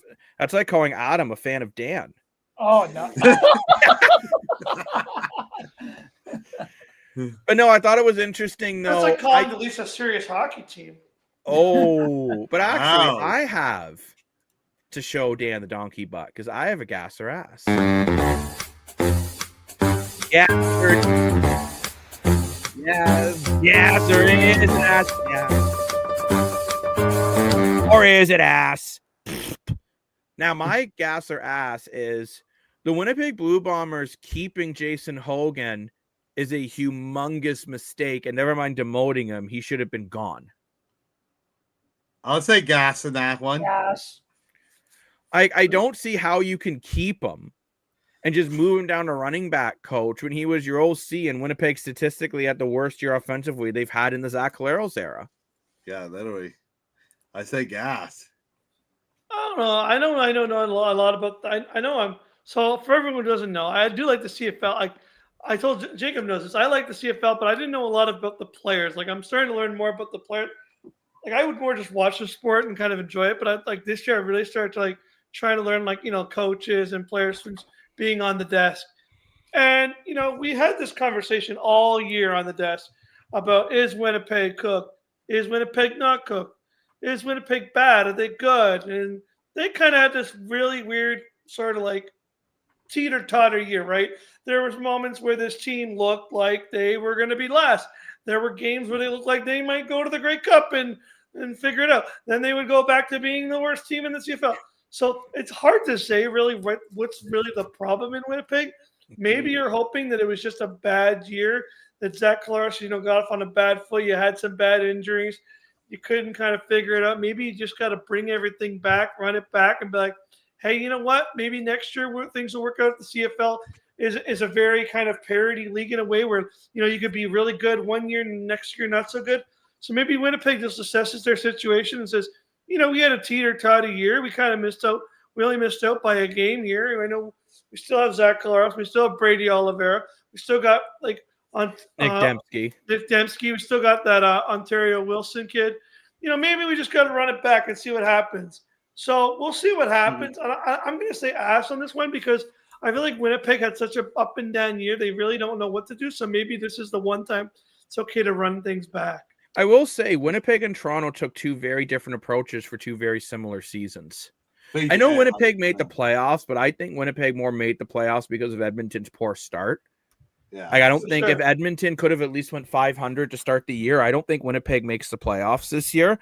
But I feel Winnipeg, they feel that they have the right pieces to make the difference, that it was just injury problems between Collaros, Strevler, and Schoen. And no Dembski in the Eastern semifinal didn't help. Where Toronto, now I understand Toronto had a worse record, but I would argue Toronto in a lot of games played better than Winnipeg did. I think Winnipeg won a lot of games just by, I don't know, as Key said, maybe they were using a Ouija board, and that's how they were winning games. I have no idea. But I feel like I feel like with Winnipeg, they're taking a very different approach than Toronto, where I think Toronto is really trying. We all know with Pinball Clemens, whenever the Argos have a bad year, they're very good the next. For And sure, yeah. I think he's going to make major changes. Where I think Winnipeg, I think they saw enough in that Eastern semifinal from Zach Collaros to feel like they can run it back with some tweaks and potentially get there.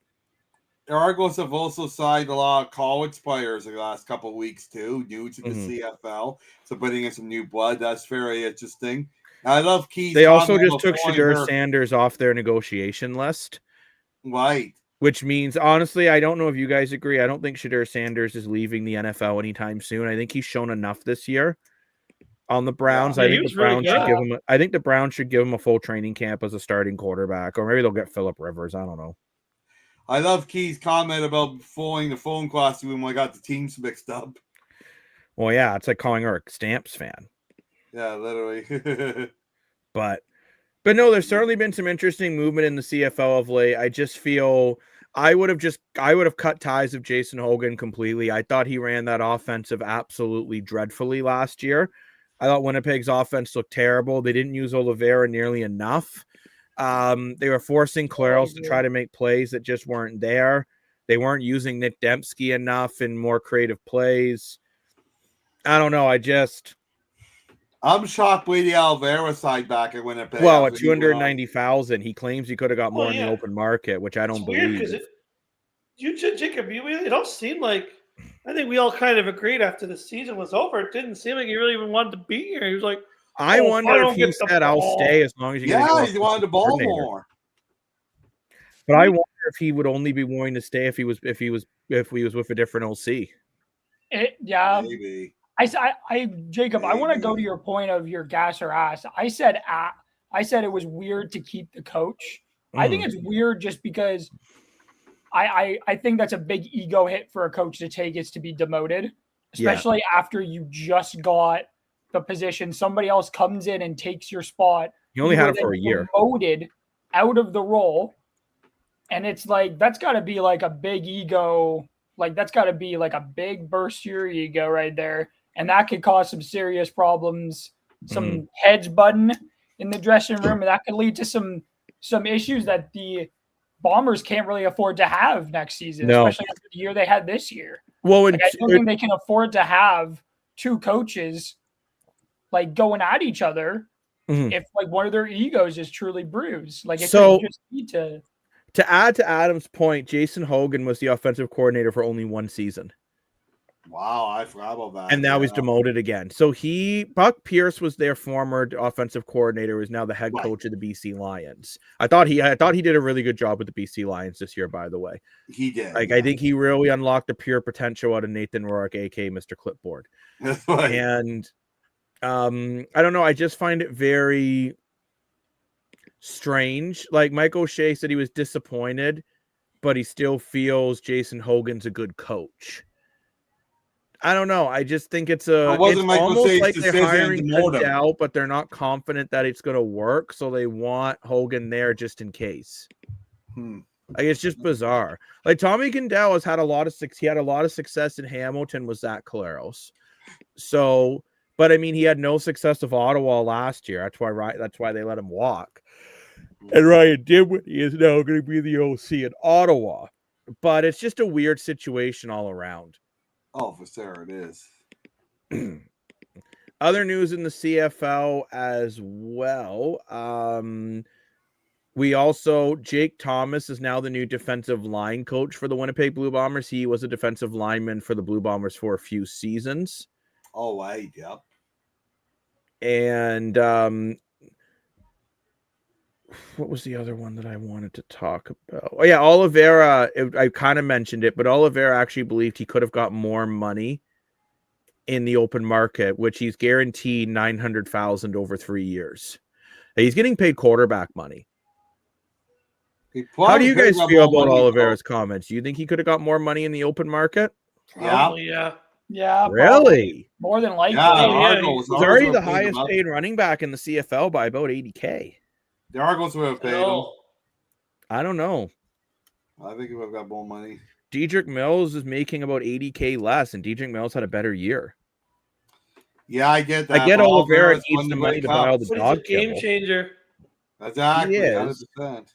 He also basically lost you the game in the Eastern semifinal when he fumbled the ball.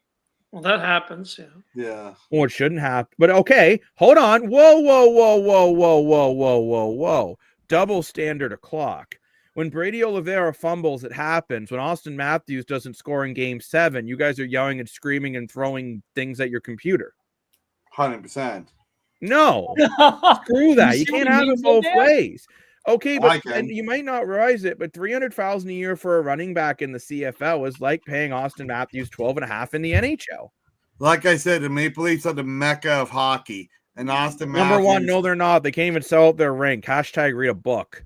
Winnipeg Austin Blue Bombers Matthews have already wants to sold be the 99% captain. of their tickets for all of their home games, and you can't even buy single game tickets yet. That's just all season tickets. Yeah, but at least Brady Oliveira's actually won you a Grey Cup. You can actually, there's an argument. You Exactly, I agree with He hasn't Lane, won one 100%. recently.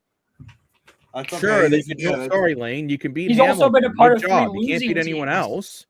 He's been also a part of 3 losing Grey Cup teams, in which Exactly. they're 3 in a row. The So only you could also East team say they've been able to They beat got the the playoffs Grey is Cup Hamilton. 3 times in a row. But he also lost you to 3. He won Austin you Matthews 2. haven't even got there. Who cares? So I do. it's 2 different sports, but it's the Yeah. same. It's a double standard. You guys have a double standard. I don't think you're understanding what Jacob's meaning. Like he means I'm that you okay with can't it. go ahead and blame Matthews for one thing, but then you don't blame Brady Oliveira for choking away, like in a similar situation, choking away one game just because of something he did in the past. It's like saying Craig Berube can't be fired because he won a Stanley Cup in 2019. That doesn't work. That's not how it works. You can't blame. You can't say that Berube can't be fired for something he did in the past. And that's for a completely different team in which St. Louis weren't awful, but they weren't better in these next couple seasons. Craig Berube's next couple seasons weren't great in St. Louis. St. Louis weren't great after they won that cup. So you could you can't say it for one thing and then not say it for another and then not say it's a double standard. Because it's exactly what you do. It doesn't matter what Brady Oliveira did in the past. He still screwed up. He still choked away a game. Like you can't say it's not a double standard when you clearly have a double standard. Whatever they did in the past was wrong. Brady Oliveira, but it's true. I love bringing. You know, Brady Oliveira only had 8 carries for 38 yards, no touchdown, and a fumble. And I believe semifinal. He was terrible. I'll give you that. That's pretty bad. At least Lane agrees with me. Props. Oliveira also too got 2 targets in the offense and only caught it once. Sam agrees with Adam and myself because Sam is smart. Good job. Yeah. But you can't have the same double standard. You guys go on. And by the way, I think it's fine you want to hold Austin Matthews accountable. But then you also have to hold Brady Oliveira accountable. Look how much I ripped into Zach Collaros the last couple of Grey Cups because I thought he underperformed. Zach Collaros in that Eastern final played phenomenal. I thought he played really well, even though they didn't win. And look how you guys ripped into Bo Levi Mitchell for not getting it done in the Eastern final. Then you got to put Brady Oliveira in the same category. That's true. And at the end of the day, Winnipeg has a lot of faith in a guy that hasn't gotten it done in the last 3 years. And no offense, Lane, and I'm not trying to take a 1999 shot at you, but the only team Winnipeg can beat out of the East is Hamilton. So Brady Oliveira could beat Hamilton in the playoffs, but he can't beat Montreal and he can't beat Toronto. And Ottawa never gets there. So all I'm saying of Oliveira is if you're going to pay him, and now I want to go back and look at his stats in playoffs. Can't be Montreal either. Last year as well, like 2 years ago. If the CFO website, I'm so glad the CFO is getting a new website, boys, because the old one's it's absolutely trash. Oh, it is, yeah. Well, let's look at the Grey Cup numbers where the Argos smoked them 41-24. Brady Oliveira, 11 carries, 84 yards, 1 touchdown, 1 fumble. There's a fumble, though. That's another mediocre game at best. I wonder too, the reason why they let Kenny Lawler walk after that season was Kenny Lawler on 7 targets only had 2 catches for 27 yards. So if you're going to hold Kenny Lawler in that standard, why aren't you holding Brady Oliveira in that standard? I get he's the local boy. I get it. Puppies. He likes puppies. He's a fan favorite. But at the end of the day, if you're going to hold Austin Matthews accountable for not scoring in the playoffs, which I think is fine that you do, you have to hold Brady Oliveira in the same standards. The same thing I said about Chad Kelly when he completely Amber Hearded that Eastern Final game a couple years ago. And the Argos didn't hold him to that standard. Never mind that. They give him the keys to the castle again when Nick Arbuckle's won you a Grey Cup recently. Yeah. I agree wholeheartedly with what Jacob's saying. It's okay to hold Matthews accountable. But then you got to hold other guys. Then ignore it for anybody else because it's not fair. It's not a fair thing to do. Just how I feel. I feel like Brady Oliveira feel that way, Dan. It's just not okay to have that double standard for players. I feel like Brady Oliveira got you the Grey Cup in recent history, and he made it to the Grey Cup. Austin Matthews hasn't done that. But Dan, realistically, okay, do you feel then Bo Bichette should be paid $100 million because the Jays got to the World Series? No, because they why not? They got there. They got there. That's all that matters to you. You don't give 2 craps about winning. You just want to get there. You're like the idiot who stands in line at the roller coaster and then doesn't care that it closes when you're the last one in the lineup. Oh, well, at least I got to stand in the line. Yay! Because the Blue Jays made it to the World Series without Bo Bichette. So? Yeah, but what I'm getting at is you're saying as long as you make it, then you should be getting paid. That means by your analogy, the Edmonton Oilers should have kept Stuart Skinner. No. But yeah, he got there recently. Who the hell cares he fell apart in games? He nearly won them a cup. He nearly won them a cup. So why not keep him according to your stupid logic? Well, I think it would be better keeping and get Jarry. He got injured two games earlier. You have no idea he was going to get injured. That's a terrible take. But even if he didn't get injured, I thought Jarry was that much of an upgrade. You know what's really stupid? The CFL website, I can't look at player stats from the Grey Cup in 2021. That is stupid. It only gives me team stats. That doesn't make any sense at all. Well, give it a new website. Oh my gosh, yeah. I will have to go to Google instead because I prefer doing it on the CFL website. But okay. But I'm just saying, guys, you got to hold them in the same standard. Fair enough. But I will say one thing, just in Dan's defense, I just want to say one thing that you have to at least acknowledge. Fair enough. I do kind of see what you're saying. You don't want to give the double standard, but at least if you were a fan of the Toronto Maple Leafs and you saw this guy win a Stanley Cup and he screwed up, you'd be like, you know what? I still like Austin Matthews because at least we won the Stanley Cup. At least we got to have a parade and we all got to drink Wilson Canadians. Yeah. Jacob, you wouldn't be happy if you got to go to Maple Leaf Square with me. We got to drink some Wilson Canadians. You'd be like, I'd be happy. Okay, I'd be happy like Canadians. I wouldn't be happy leading into 2026 when we haven't gotten anywhere when we haven't done it since. Are you telling me as a Raptor fan you were happy of how terrible they were last season? Yeah, I don't care. No, but I'm saying. Exactly. So you literally don't care that the Raptors were god awful last year because they won a championship in 2019. I agree with Lane. That's just. I'm sorry. That's a terrible take. Basically telling these players they only need to show up 1 year and then in the next 8 they don't have to do anything. They can just phone it in. None of the players that were on that team in 2019 are there right now. But you don't exactly. care. Okay, but Brady Oliveira has been there for all of this, the good, the bad, and the dumb. So I'm not agreeing with you guys. I'm just saying you can't say that it's okay for the Raptors to suck because they won a chip in 2019 when nobody who was on that team is there anymore. None of these players have done anything. That's a good point, Adam. None of them deserve to get that type of pass because none of them have done anything. These players did not play. Yeah, but it doesn't hurt as much, at least. But they do not get a pass because none of them. I'd love to ask a hardcore Raptor fan anything for this franchise. I bet you they would. Scotty Barnes, no matter how good he is, he's a loser. He's the Austin Matthews of the Raptors. Scotty Barnes is a loser on this Raptors team. He's a great player, but he is by label a loser. That's what he is. Austin Matthews is the same thing on the Leafs. That's all he's done is lose. Scotty Barnes doesn't get a pass. None of these players get a pass because none of them have won. Do the Blue Jays players get any passes? Because they didn't win shit. No, nobody gets a pass. If you lose and you don't My win, bad. Sorry, Jacob. you don't get passes. I didn't mean to. No, but I would say.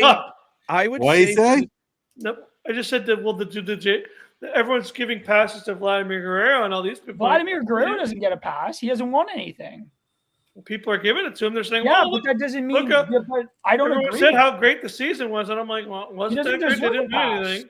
He's just as bad as everybody else in this city. So then the Jays season was an epic failure. Then Adam. Well, then some people's eyes weren't. No, it was an epic failure. Same as the Leafs. It's the same as the Winnipeg Blue Bombers. No, it's not because the Leafs set that expectation to win a Stanley Cup. Lane, but some people do have that point of view that this season was a failure because you didn't win.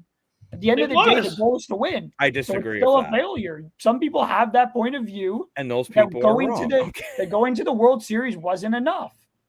Maybe some people don't agree, but some people do. I think considering he only has 25 wins a year before, I think the fact that's what I'm saying. You can't compare the Jays to the Leafs because the Leafs have made the playoffs, 9 years in a row? Exactly. Yeah. The Jays had been god awful. And I mean, now does that mean I'm saying Guerrero? Now, hold me out on this.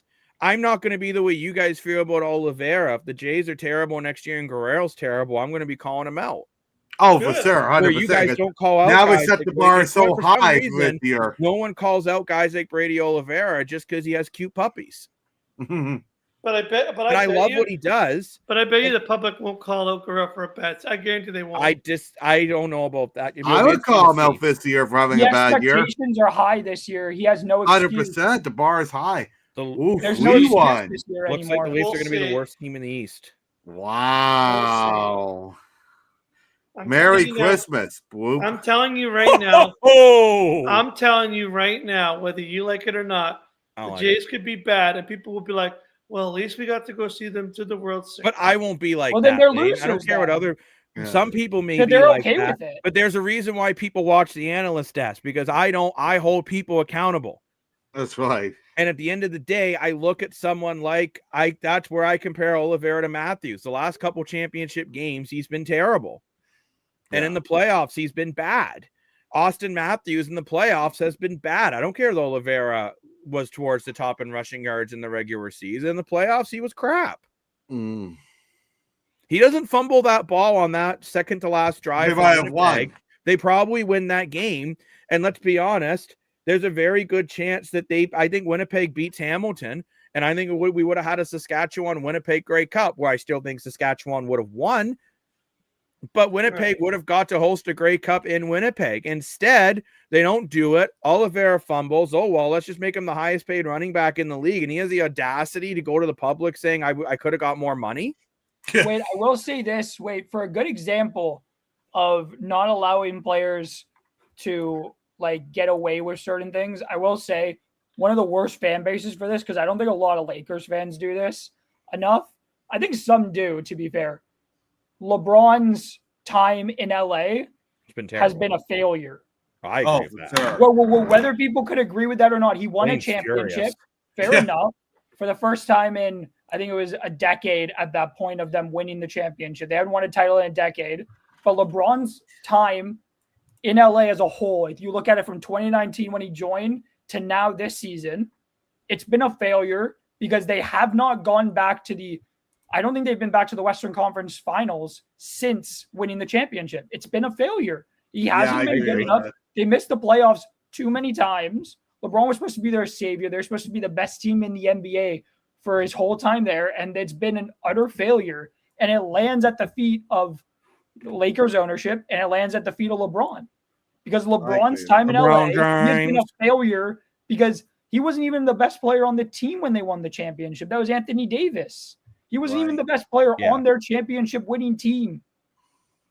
To a guy, he fell back for a guy who is so injury prone that he sucks. He sucks now, Anthony Davis. And he led it's been a failure. It hasn't been good enough. And I think too many players get too much of a pass when they deserve to get called failures. They should because just get the battle pass. LeBron's agree the with greatest that. player of all time, so he deserves a pass because he's so beloved and he's LeBron James, and he does. Look, I hate to you say can't it, you he's could a say the same failure. thing about Sidney Crosby. Ooh. I think you could. You could. Well, he hasn't won a cup without Fleury. I think that what's hurts. different. It hurts, but if we Yeah. want to hold people at that same standard, then you could argue Sidney Crosby, the last 10 years in Pittsburgh, has been a failure. Yeah, Oh, but Jacob, boy. I will say this. I will say this. I know this is kind of going back to what I said previously, but I feel like I love when Sidney. you say something like that, you could say the I dare you. Crosby Malkin Penguins have been a failure the last Crosby, Malkin, decade. Letang. Yeah, you Yeah. add all three of them in there. I don't think you can just like fall it just on Crosby's feet because of how hockey No, and I'm not is. saying, but I'm just saying, though, like maybe, Basketball's a little as, bit different. you know, self-proclaimed sports analysts and fans, we need to start not just holding Maple Leaf players accountable, but hold athletes to the same standard. They're being paid millions upon millions of dollars to entertain us. I think Not that's a fair ECHL statement. players. Like, well, that's No. the thing. Like, I don't have the same. Like, for example, and Dan will not agree with this take at all. People who threaten, like, not well, obviously Dan doesn't agree with threaten, but like people who get angry at like the Canadian World Junior teams when they lose. You're literally getting mad at a bunch of children. Like, Yeah, they're good job. teenagers. You're They're literally kids. cyberbullying children. And you I might don't say, agree with well, that. you're What being do mean to What Austin monster do you Matthews. think I am? Well, Austin Matthews is a grown-ass man making $12.5 million a year or 13.5 or whatever the hell he makes. Brady Oliveira is a grown-ass man making almost $300,000 a year. So, yeah, I think he deserves more flack. But, like, that's why I say I when they hate say that we'll about hold the people to a internet. standard, like, I'm not going to – if let's say Canada doesn't win gold medal in the World Juniors, I'm not going to come out here going on that it was an absolute failure and these kids should be ashamed of themselves because they're kids. But you damn well bet when if the Leafs don't make the playoffs, so I'm hitting my head with a badminton racket for a minute and a half. Oh, I'm going to be complaining how this team is an absolute failure and they should be ashamed, more ashamed than the CN Tower, according to Dan.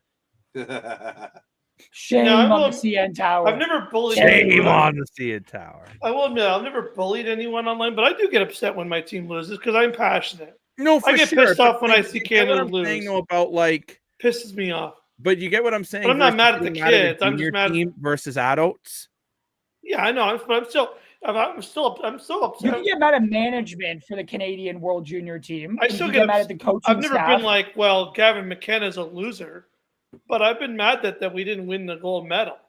Yeah, that's fair. I don't want us to lose to the I'm not trying to make politics. I don't want us to lose to the United States. No. I don't want to see us lose to Sweden and Finland. I don't want to see us lose. I want to see us win because I want to see us be the capital of Canada. I want us to run the hockey. I want us to show everyone that we're the mecca of hockey, like we should be.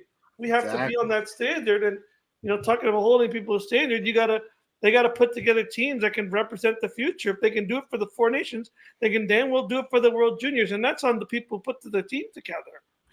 Now, I will say too, though, I will hold Team Canada in the Olympics to a much higher standard than Team Canada at the World Juniors. Because again, these are adults versus children. I think, and Dan, no, I'm not saying that you're a terrible person, but like you have publicly said Team Canada was a failure when they've lost in the World Juniors. Yeah. Well, last year I would agree they were. I disagree because at the end of the day, they're kids. Wow. I don't hold people under who aren't even old enough to buy me a lottery ticket yet And to to the be same fair, standard as Austin Matthews, who makes $13 million a year, or Brady Oliveira, who's the highest paid running back in the CFL, or Geno Smith on the Raiders. People should be like getting mad at him. He's been absolutely terrible. He's the reason why the Raiders suck. can I just say so I remember at last year's the last two World Say Junior what you years, say, Adam. I will say that whenever people say, well, there were a disappointment, they lost to, and I will say, like, I think Czechia don't get enough credit for how good they are. They're a good team. Of a hockey country. They are a good team. For They sure. should have lost to Latvia, though. So let's go back to 2023, which is, I think all of us could say is probably the most stacked Canadian team since, I would say, that 2015 World Junior team. McDavid, Reinhart, Domi, like that really good team that just basically dominated the tournament. That team lost to Czechia opening night of that tournament in 2023. They lost and got dominated by that Czechia. That Czechia team outplayed Canada with ease. It was They did. it was a bad game, and I don't think that team played well enough to how good they were. But Right. what did they go on and do? They went on and beat Czechia when it mattered. Czechia are a great hockey country, and you can't say they were a failure to losing to a great hockey country who were honestly got lucky. They scored twice in they scored in each of those the last two eliminations to Canada that Canada faced. They both times they conceded with less than a minute to go in the game. That is devastating. I cannot tell you that is devastating, especially last year. They were down 2-0 since the first period and came back in the third to tie it, and then conceded in the last minute of that period. They conceded with less than 10 seconds left in the period. I think it was that's devastating. And it's like, that's not on the players. That's just bad luck. And it's I think people just hold these kids to way too high of a standard, given they went back to back. Canada doesn't lose like this very often, but it's the rest of the hockey world's caught up. Grow up and get used to it, people, because this is going to happen more often than we've seen in our lifetime, but it's going to happen. Grow up and deal with it, people. You can't go and bully children every time they lose in a tournament. I'm not bullying children. It's going to be the same thing at the Olympics. Dan, Adam's not saying you are. No, I'm not saying any of you are, but I'm saying you're just shaming the CN Tower. It's a reality that people are going to have to face now, especially at this upcoming Olympics, guys. Canada's not going to dog walk their competition like they did over a decade ago. This is going to be a hard tournament to win. Sweden are stacked. Finland are going to be really good. The U.S. are really good this year. Germany might be a real dark horse. Germany are going to look good with Stützle and Draisaitl. And it's not going to be an easy Olympic tournament that everybody, I think, expects it to be. They expect Canada to dog walk everybody like they did a decade ago. But things are different now than it was 12 years ago in the 2014 Sochi Olympic Games, where TJ Sochi was born. You can't, a lot of things have changed in the last 10 or so years. Other countries have gotten so much better. It's not going to be easy, and people have to be prepared for that. Wow, that's right. Leafs are officially lost in the East right now. Wow. I don't want to talk about it. Hopefully they can get Gavin McKenna. But on an interesting note, did you guys see Pierre LeBrun from TSN has said teams are reportedly checking in on Marc-Andre Fleury? Yep. Well, he might go to the if he'd consider playing Spangler. I heard he might go to the Spangler. If he plays well at the Spangler, why not Fleury? I'm going to say this: if he does well at the Spangler, could you see Fleury coming back to Pittsburgh? 100%. I think that's bring him back. Bring him back. Maybe that's why they were going to trade Jari. Pittsburgh's the only place that Fleury will go. I think if Fleury's going to come out of retirement, no, it will just be for Pittsburgh. Actually, I agree with Dan. I could see maybe Montreal. But I think he wants to retire as a Penguin. So he's just going to go back to Pittsburgh and sign a one-day contract and retire a Penguin again. I think it's either way, he's a Penguin for life. He already did that though. He played the preseason. Yeah, but he'll do it again. He'll want to retire as a Pittsburgh Penguin. That's something he's going to want to do. Okay, no matter where he goes and signs. But I think he'll go back to Pittsburgh. I don't think he'll entertain anybody else. That's my opinion. You guys might have different ones, but that's just my opinion. I just think he'll only take Pittsburgh because of his connection, and I think he'll want to do one last run with his buddies. Unfortunately, Martable is not what we hope to be. Flower, as to say, looks good, but he's young. Dobis is young. I think we need a veteran like Fleury back there to help the young kids. And I said it in the show, one of our previous episodes, we went through the best Canadian teams. I said, everyone laughed at me, but I said Montreal was the best Canadian team. And their one weakness, believe it or not, is goaltending, which we never saw in the past. And Marc-Andre Fleury's from Quebec. Marc-Andre Fleury and Crosby goes to Montreal, win a cup. You know what's really sad right now, guys? Bring any good play. You know what's really sad? No, I don't know. Really sad. No. There is a good chance only 2 Canadian teams will make it. Will make the playoffs this year. Yeah, Jacob, you said Winnipeg was the best. No, I did not say Winnipeg. I said Ottawa. But right now, there's only 2 Canadian teams making the playoffs currently, and that's Edmonton and Mahial. Wow. And the Montreal won't make the playoffs this year. I think even if they add a good goaltender, I just don't think they're ready. Like I thought Ottawa was a year too early, in my opinion, to make the playoffs. Where I thought it was good for their experience. I will say this. I thought the experience Ottawa gained from that series with the Leafs is invaluable to that young team. But I do think they were a year too early, in my opinion. I thought they went a year too early. I thought this year would have been their year to go and make some noise in the playoffs. I think it could still potentially, they could figure it out and get in. Ottawa could be a legit dark horse in the playoffs. I do like Fowler. Because Brady Tkachuk is a monster. I think he'll be a monster in the playoffs, just like his brother. Tim Stützle is great. I just think it would be very interesting if Allmark can figure his stuff out and play just as well as he did in those last 3 games of the playoffs last year and can play like that again. I think Ottawa could be very dangerous, but I don't think Montreal. I think it's too early for Montreal, in my opinion. I agree with this comment here. I think Fowler's legit. I think that they want to bring in someone else just because Fowler's really young. I don't really know who's. Maybe call Toronto about Stolarz when he's healthy. I don't know. I think they still have some sort of belief in Montembeault. They wouldn't have sent him down. They would have just traded Montembeault if they didn't believe in him anymore. Yeah, well, that's a good point. Yeah, I think they still have some. Ottawa can make the playoffs. I think Ottawa could go on a serious run. I will say, Adam, I don't fully agree with you on Montreal. I think Montreal will make the playoffs, and I think Montreal will make it to at least the second round this year. Yeah, I think so. At least second round. I thought Montreal gave Washington a real run for their money last year. I agree with that. And I think I could see Montreal right now. They'd be facing Tampa, and I could see this Montreal team, especially just adding Philip Deneau. I could see this Montreal team beating Tampa in a best of 7.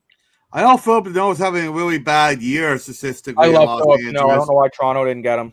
No, I don't see him in Toronto, but probably in Montreal, I think it's a good gamble. We don't need another center. We have 4 centers. We're a center. Well, I'm saying, though, instead of trading a first-round draft pick and a prospect for Scott Laughton, trade a second-round pick for Philip Deneau. I like Scott Laughton better. That would have just been a move we made last year. Dan, according to you, making it to the finals means everything, and Philip Deneau has done that. Yep, I agree. So therefore, you can't say, again, you can't. Your double standards are so ridiculous. You should be drinking double-doubles in your coffee. I just like Scott Laughton. That's all I'm saying. When did Scott Laughton make it to the Stanley Cup Finals? According to you, it doesn't matter if you win. You just got to get there. I like Scott Laughton better. Was he there in 2010 when Philly made it? No. Oh, I think I'm misremembering his age for sure. I just like him. Get wrecked, Adam. I don't want to get wrecked. That's so mean. You know what, though? I remember before we started the show, I said to Dan, I don't want to start too late. We'll end up being on for like 2 hours. I know. Dan said we won't. And I said we probably will. We have been on for just over 2 hours again. Yeah, of course. The conversations just get too heated. I think we're at the time of the show where we call it a night. However, it's almost 1 a.m. our time. I do want to let everyone know we will have a pre-record show dropping on Wednesday morning, and that will be our rosters for Team Canada and Team USA in the Olympics. And that's what I was going to talk about, yeah. And get Christmas Day or Christmas Eve show. It gets even better. Ooh. Then we're going to do another show where you guys can comment on our rosters live. Oh, no. And you can let us know what you think of those rosters. So you got to watch the first one to pre-record so you can figure out why we made those picks. Then come on with us live later in the week. Probably not on Christmas Day. Who knows? So that means not criticizing Adam just because when you come on here, instead of me giving my reasons why. I will say, you know what? I think I will get the most criticism. Really? I think I will get a criticism because I have done moves that, by the way, I have made the roster that I have made, not the roster that I think will come. Yeah, same here. Fair enough. So you guys are probably going to hate my roster. Same here. But on that bombshell, I think it's time we call it a night. Thank you very much for watching. Thank you, all the new viewers. Thank you. Dan, you interrupted him again. Subscribe to us, like, share, comment. You wrap the show up. I'm going home. No. Oh. I interrupted Dan for interrupting Jacob. Wow. Okay, how do we close the show, guys? I don't know how Jacob does it. Have a good night, Sam. Thank you very much for watching. I want to thank all the viewers, all the comments, all the likes, all the shares. We got lots of emojis sent to us our way. Our subscriber base is growing on YouTube, so we do want to thank you for that. We've gained over 20 subscribers just this month alone, which is phenomenal for us. So we really appreciate that. And we will be back. Well, I think we'll be probably back tomorrow as well for pre and post games of the Toronto Maple Laughs. So there you go. But thank you very much for watching, everyone. You want more content, follow us on the social medias. Our TikTok apparently is Liddy Committee Fam, as the cool kids say. But 6789. Thank you very much for watching. I'm the self-proclaimed sports analyst, joined by Mr. More for Your Money. Woo! Adam is new, but is still scared. And Adam will have that name until we see his beautiful face. And the most dashing man to ever be on a podcast, Lane Dashing Dashco. Until next time, thank you for joining us at the desk, where every day feels like game day. Bye-bye. Bye-bye. Bye. I'm shaking my hand. Waving my hand. Clean wave. The The hell is that, Dad? You're like shaking